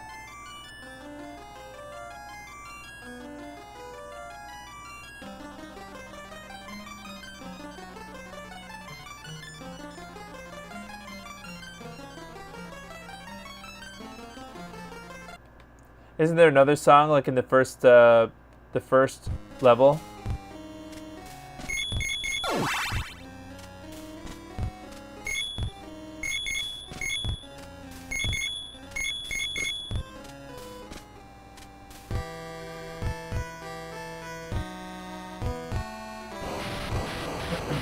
Yeah, no expansion audio yet. This song is supposed to have it too, right? Yeah, it's missing some channels. It sounds weird.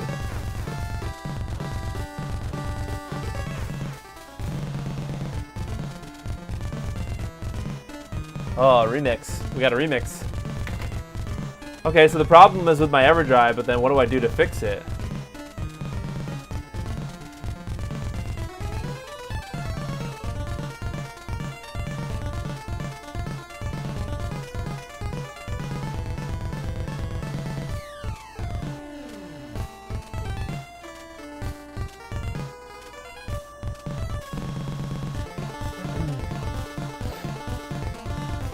Huh. Well. Remix! Ah, brother. So now what? Okay, so I guess I can crack my Everdrive open, right? I guess, just to see if there's something obvious. That it's just like bridge here for expansion audio. That'd be nice.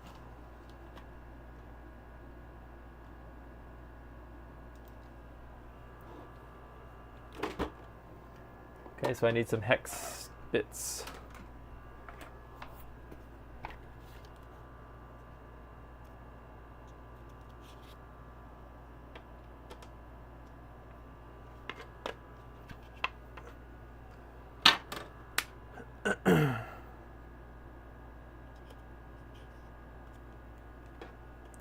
Where's Red Herring when you need him?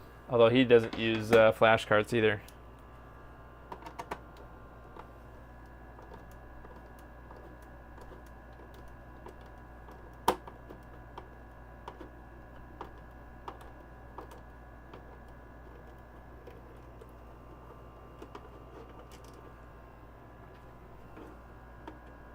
See, I need to get one of those Famicom to NES adapters so I can use Famicom carts, real Famicom carts. That's something I need to get.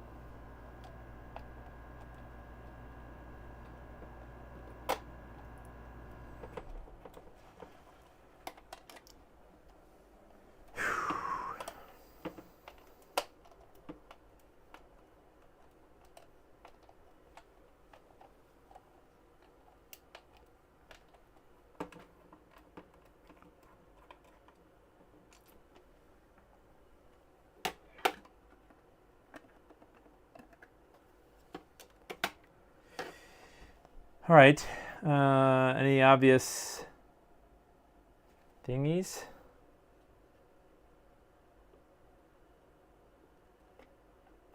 Does this mean that the PCB was designed in 2013? Dang.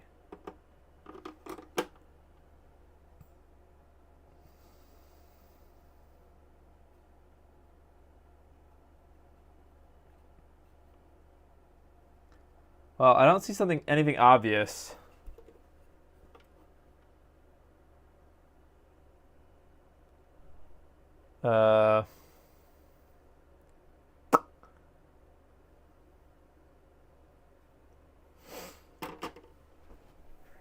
See a pick with a bridge wire on 2 pins. Okay.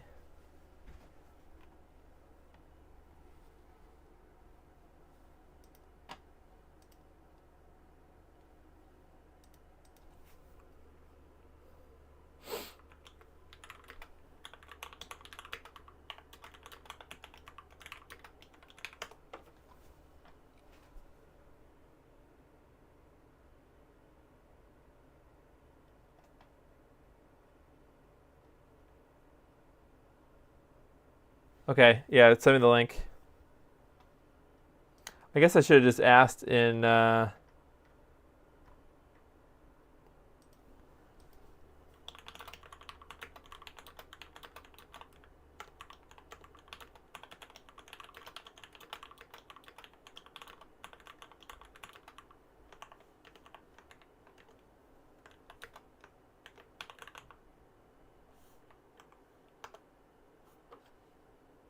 I just added everyone. Links get nuked, really? Oh, that's sad. Shoot. Then how do I? Can I temporarily change that?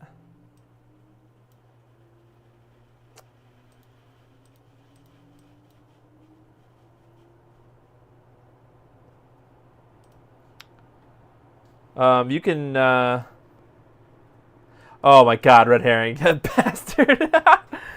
Oh, red herring. You guys can see some live banter.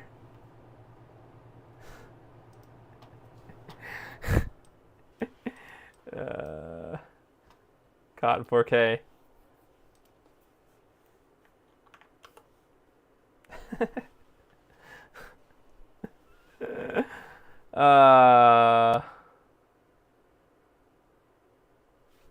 Help.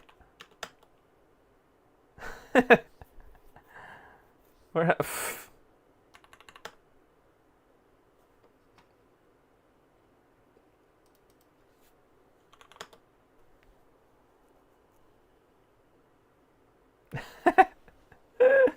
You can count the pins.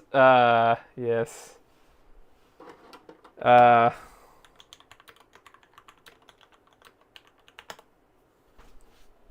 Oh, I can't even take a picture of it because my phone.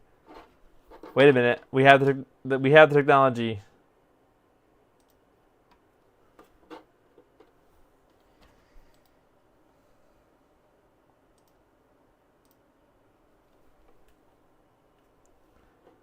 We have the technology.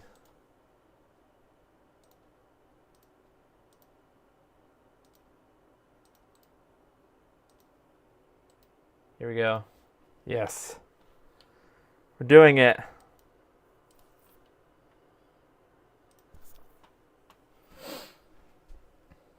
Oh, for front loader, modification isn't needed.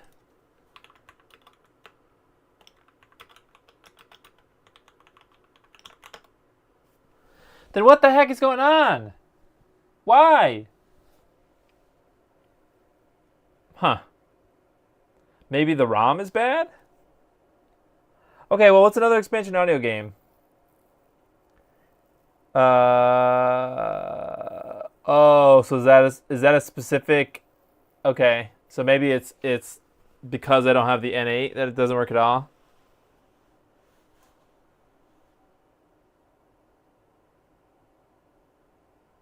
Yeah, I did see that Retro My Bits about adding some kind of an RBF file or something.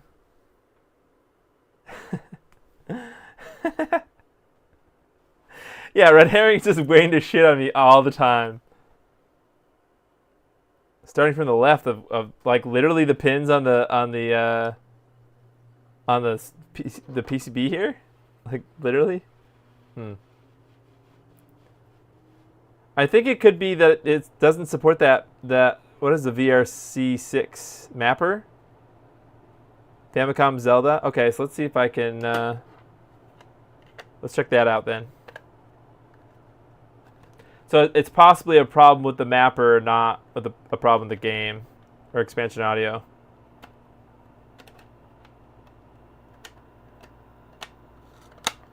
Okay, well now I don't want to put my freaking cartridge back together right now. Whatever, I should just be able to leave it apart. It's fine. Okay, let's try Zelda.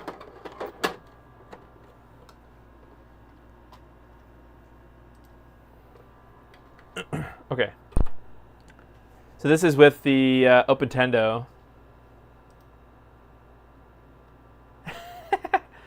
Ping everyone.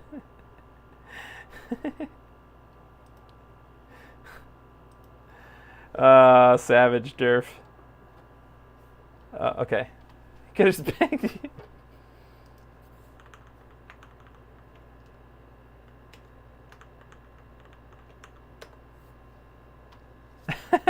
Okay, why is this not working? Come on, work.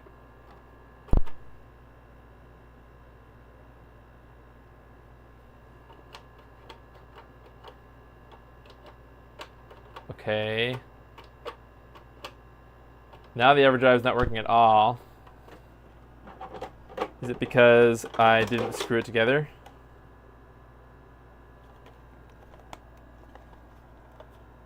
I didn't update. I didn't change anything.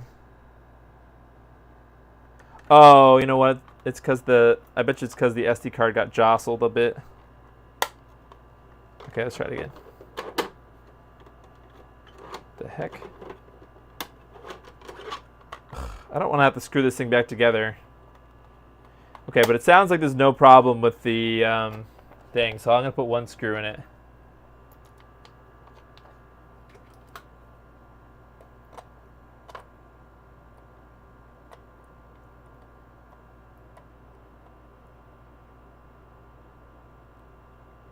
This is a fucking chaos stream. Okay, so should I don't know if I need to update anything. I think it should just work. I think that thing that Firebrand X has something about balancing the audio levels.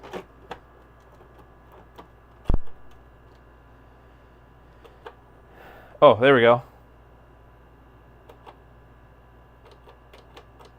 I have to do the region thing. I think. Maybe I'm just...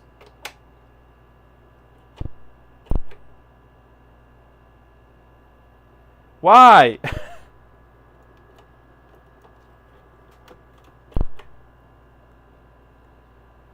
SD initialization. Yeah, okay, I get it. SD initialization. That is break my Everdrive.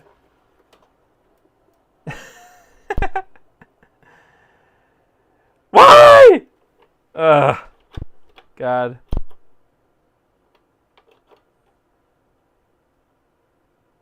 God damn it.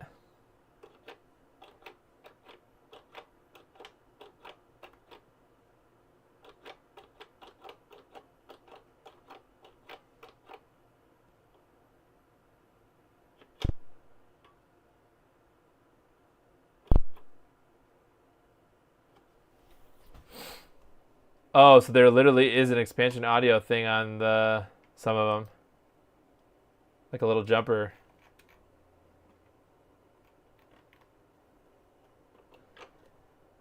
Oh my god. I could try a different console, I guess. I don't know why this console's not working now. This is with the Nintendo drawer.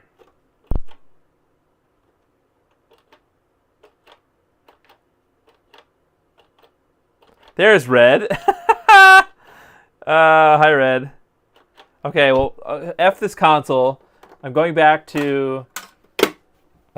I don't know what I'm going back to. I guess I'll go back to the stock console because that one... I have a feeling that maybe it's just my Everdrive is old, too old. So where's the stock console? Here it is. Okay. Well, okay, it's not 100% stock. It has a blinking light win.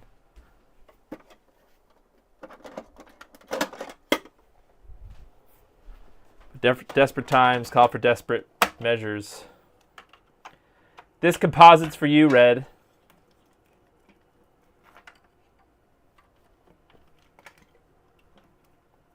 We're also gonna get Mono City. Actually, I could do this. I could just do. I can make it mono. Advanced audio properties. Live Gamer 4K mono. Yes. Okay, there we go. All right, so now I need to change this back to front composite. Here we go. Like a glove. Okay. So now what the hell am I doing? Okay, so wait. Now I need to put the NES Hub back in. Okay. Sorry. Now we actually are going to see if the NES Hub is providing the expansion audio or not. or if it's just my. So I need to look out for a game. I guess I need to look at Retro World. I have to find a real game with expansion audio. I need to have a real cart. So I've got to look for Castlevania 3. Because that's like the titular game that people listen to for that expansion audio.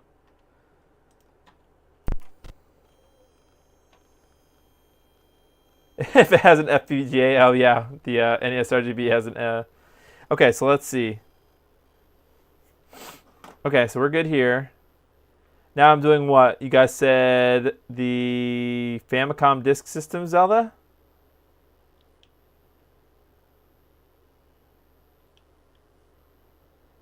NES RGB and an Open Nintendo is a crime. Well, I'm sorry, I have two. Actually, I have a Lava RGB. Is that not a crime?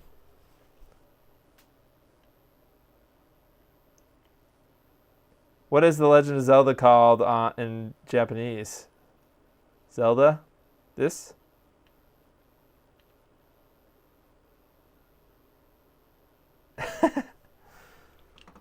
I would never put an NES RGB in an Open Nintendo.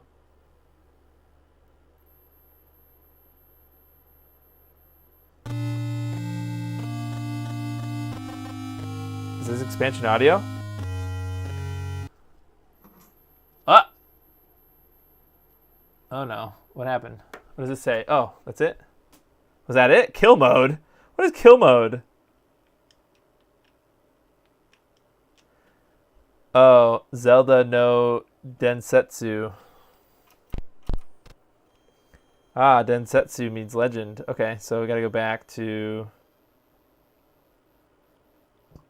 Wait, is this the FDS one or just the Japanese one? Castlemania. Did I say Castlemania?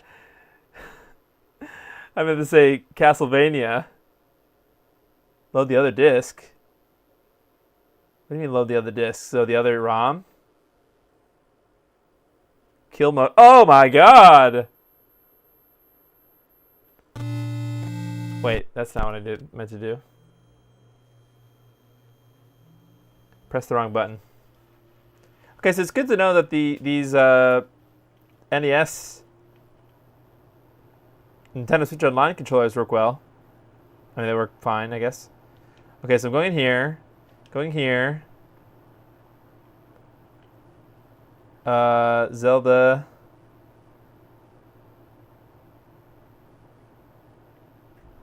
Yeah, that's right. So this is fine. The other disc is this one. Nintendo.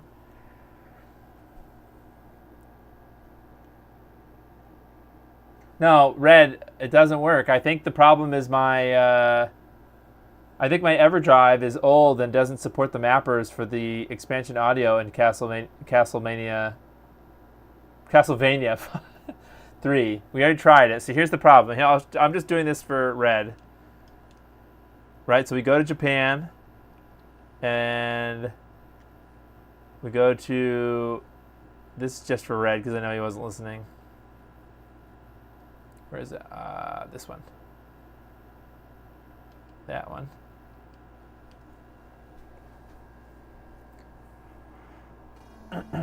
Castlevania unironically has expansion audio. So it's missing the channels, Red. But it also was missing from the Open Nintendo. Can't you just update to the latest firmware? I mean, I could try.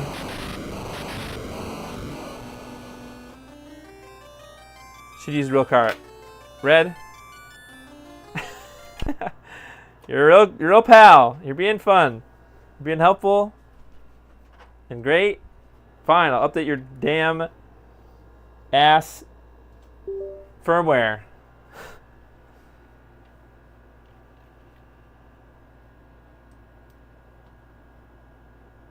We don't update firmware here. What the hell do you think this is? The update firmware podcast? This isn't the update firmware podcast.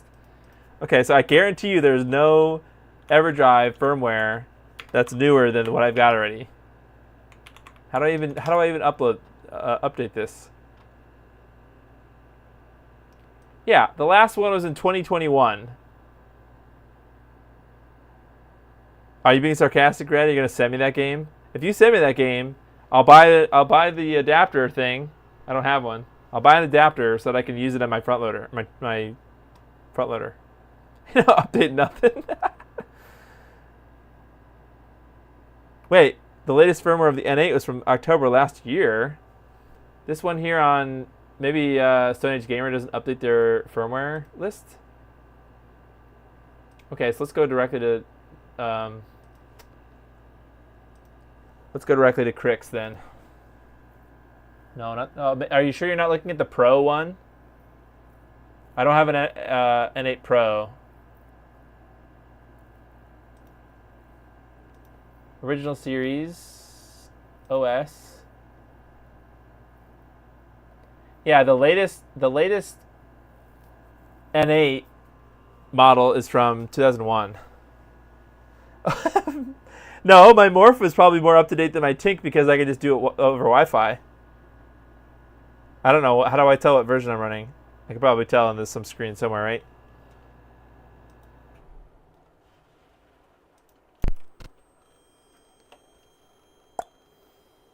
Oh, joy. My SD card is out.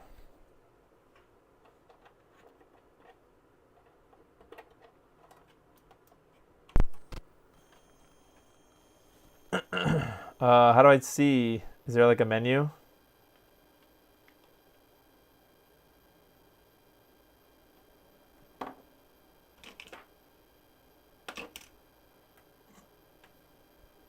I've got to pair it again. Pair, damn you!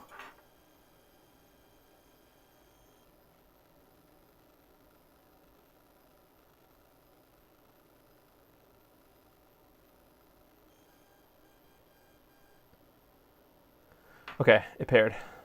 Okay, here we go. Device info. Oops. Okay, I'm on the latest version. Suck it. All of you suck it. Every single one of you. Try resetting it 50 more times. Got it. I don't know. I give up, I guess. I don't know why this is not working, and I don't think it's the hub, the NES Hub, because if Red is good at his job, if Red is good at designing the OpenTendo, then and it's enabled, we should have heard it with the OpenTendo. Oh, on the N8 page it says it supports expansion audio. Okay, so it's definitely newer. Well, there's probably an older. There might have been an older version of the Everdrive that didn't support it. Maybe. I don't know.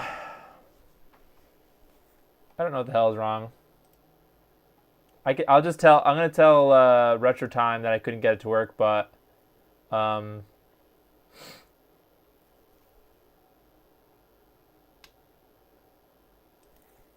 don't necessarily know. I can't confirm or deny it was caused by the NES Hub. If it is good, yeah.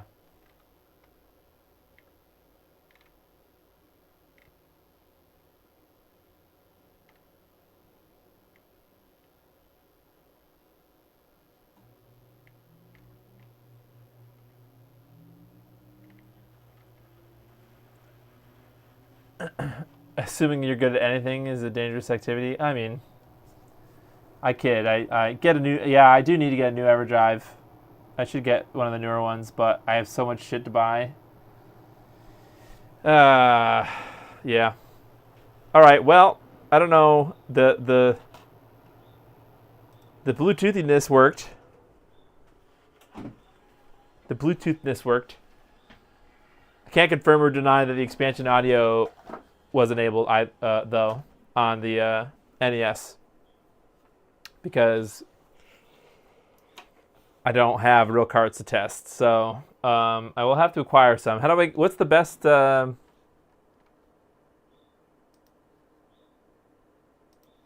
do I get? Oh, I was reading this article just now about they figured out why the Xbox 360 was red ringing.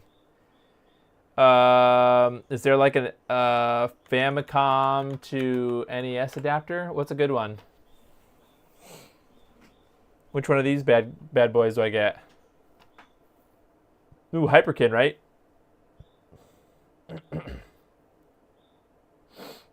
Inconclusive, yeah. Even installed RGB in my room. Yeah, I modded my room, bro. The output's RGB now.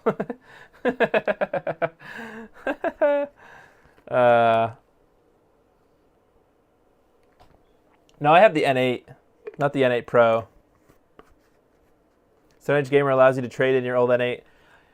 Well, then you haven't learned anything about me because I never trade or sell anything. I keep everything forever. So everything I've ever bought, well, actually with one exception, I sold to make my original Super Nintendo Junior RGB video. I actually bought a second SNES Junior, and then I sold it to Navigator Bowman.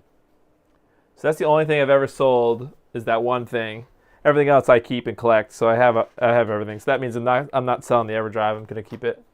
I mean, it's useful because I found the issue. Well, there's a slight issue with the Nintendo drawer because the thickness of this PCB is actually 0.1 millimeters thicker than a normal cartridge. The Golden B one. What's the Golden B one? You're going to buy one of these, but you bought an AV Famicom instead?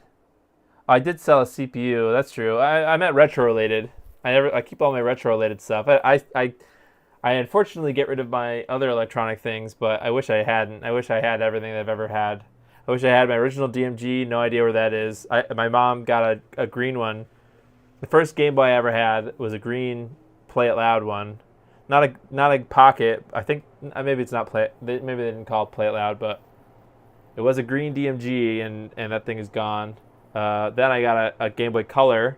Me and my brother got Game Boy Colors. I got the teal one. My brother got the lime green one. Then we both got the Game Boy Advances, the same color. Those are gone. I think my mom must have thrown them out or donated them. So I wish I had those still from my childhood, but I don't. I did sell my second Extron, so that doesn't count though. I'm glad it's working though. The Honey Badger adapter? Honeybee? Is that what it's called? Honeybee? Oh, holy hell, $42? Is that how much these go for?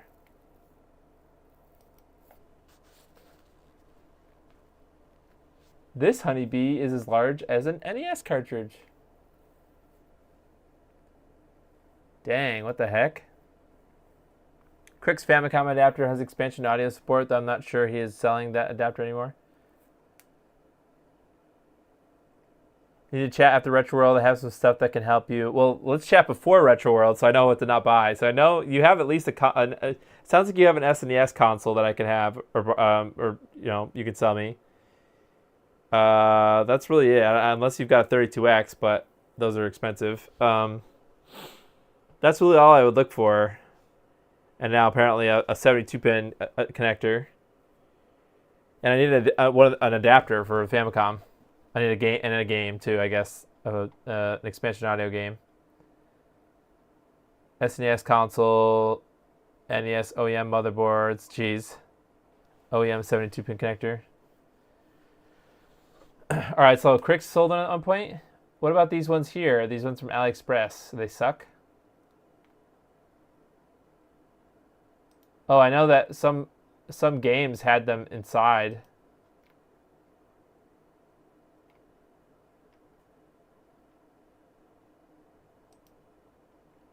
Yeah, I need the. Oh, you have two whatchamacallits. You can have one of them for less than eBay rate. Yeah, okay. I would appreciate that. Well, yeah. Let me see if I can find one in a bargain bin or something this weekend. If I can't, then yeah.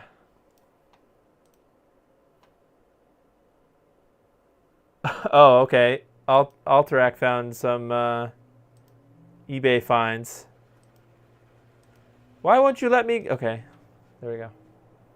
Holy hell, $50. But this is Canadian. You got Canadian eBay? What's $50 Canadian in USD?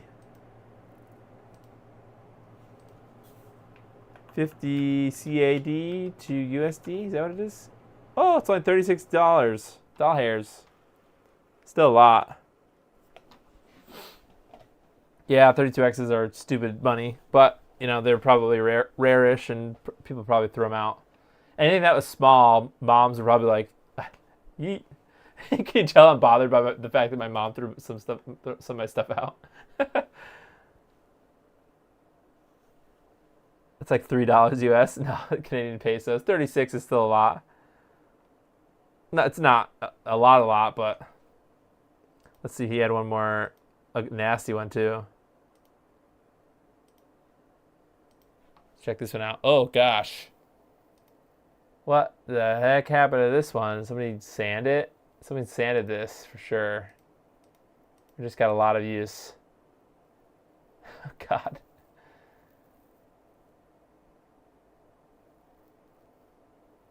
Do not clean with benzene, thinner, alcohol, or other such solvents. What the heck? Your 32X is still in a box? Yeah, man, they're going for like $130 loose. So if you have a box, if you have all the crap for your 32X, you could probably make a pretty penny nowadays. You could always ask people in Discord if they have these things they would sell. Yeah, I know. That's right. Extra flavor, yeah. Part of it, this is my collecting.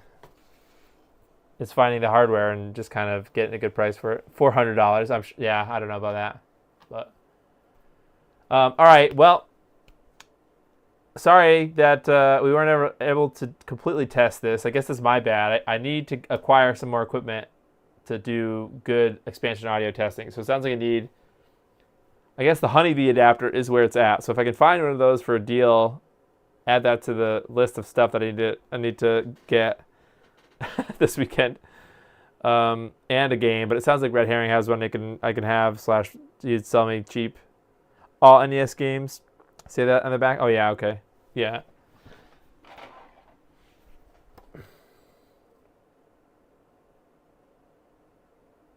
This one doesn't.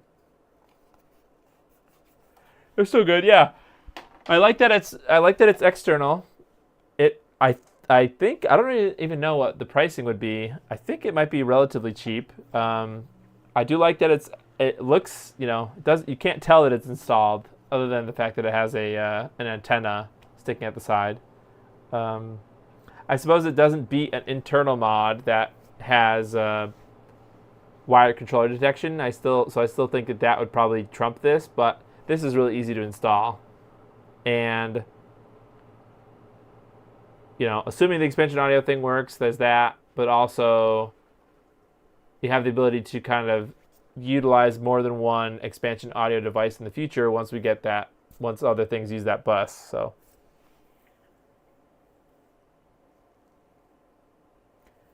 came up on a 32X for $50. Dude walked 15 miles to my house to sell it.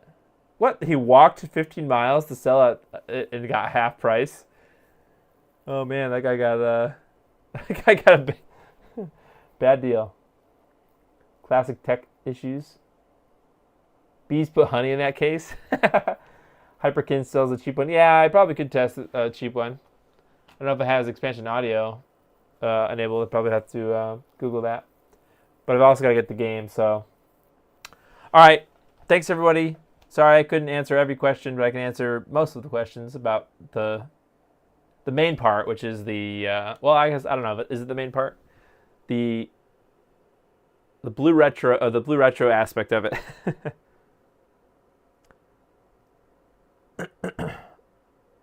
Yep. All right. Thanks everybody. We'll see you on Sunday, and I'll be able to share if I got any loot over the weekend. I'm not sure what's next. It's probably a toss-up between. I do really have to do some more stuff for Bonzo, because I just have a box that's filled with stuff from him that is never getting smaller. I have some upgrades that I have to do to my open source cart reader, the Sani cart reader. It's like an auto voltage thing, and he gave me the little things for the N64, or the he gave me some upgrades. I have and it has a better case and stuff, so All right. We'll be back with something on Sunday. Bye, everybody. Thanks for hanging out. Your 32X sold for $188. Damn.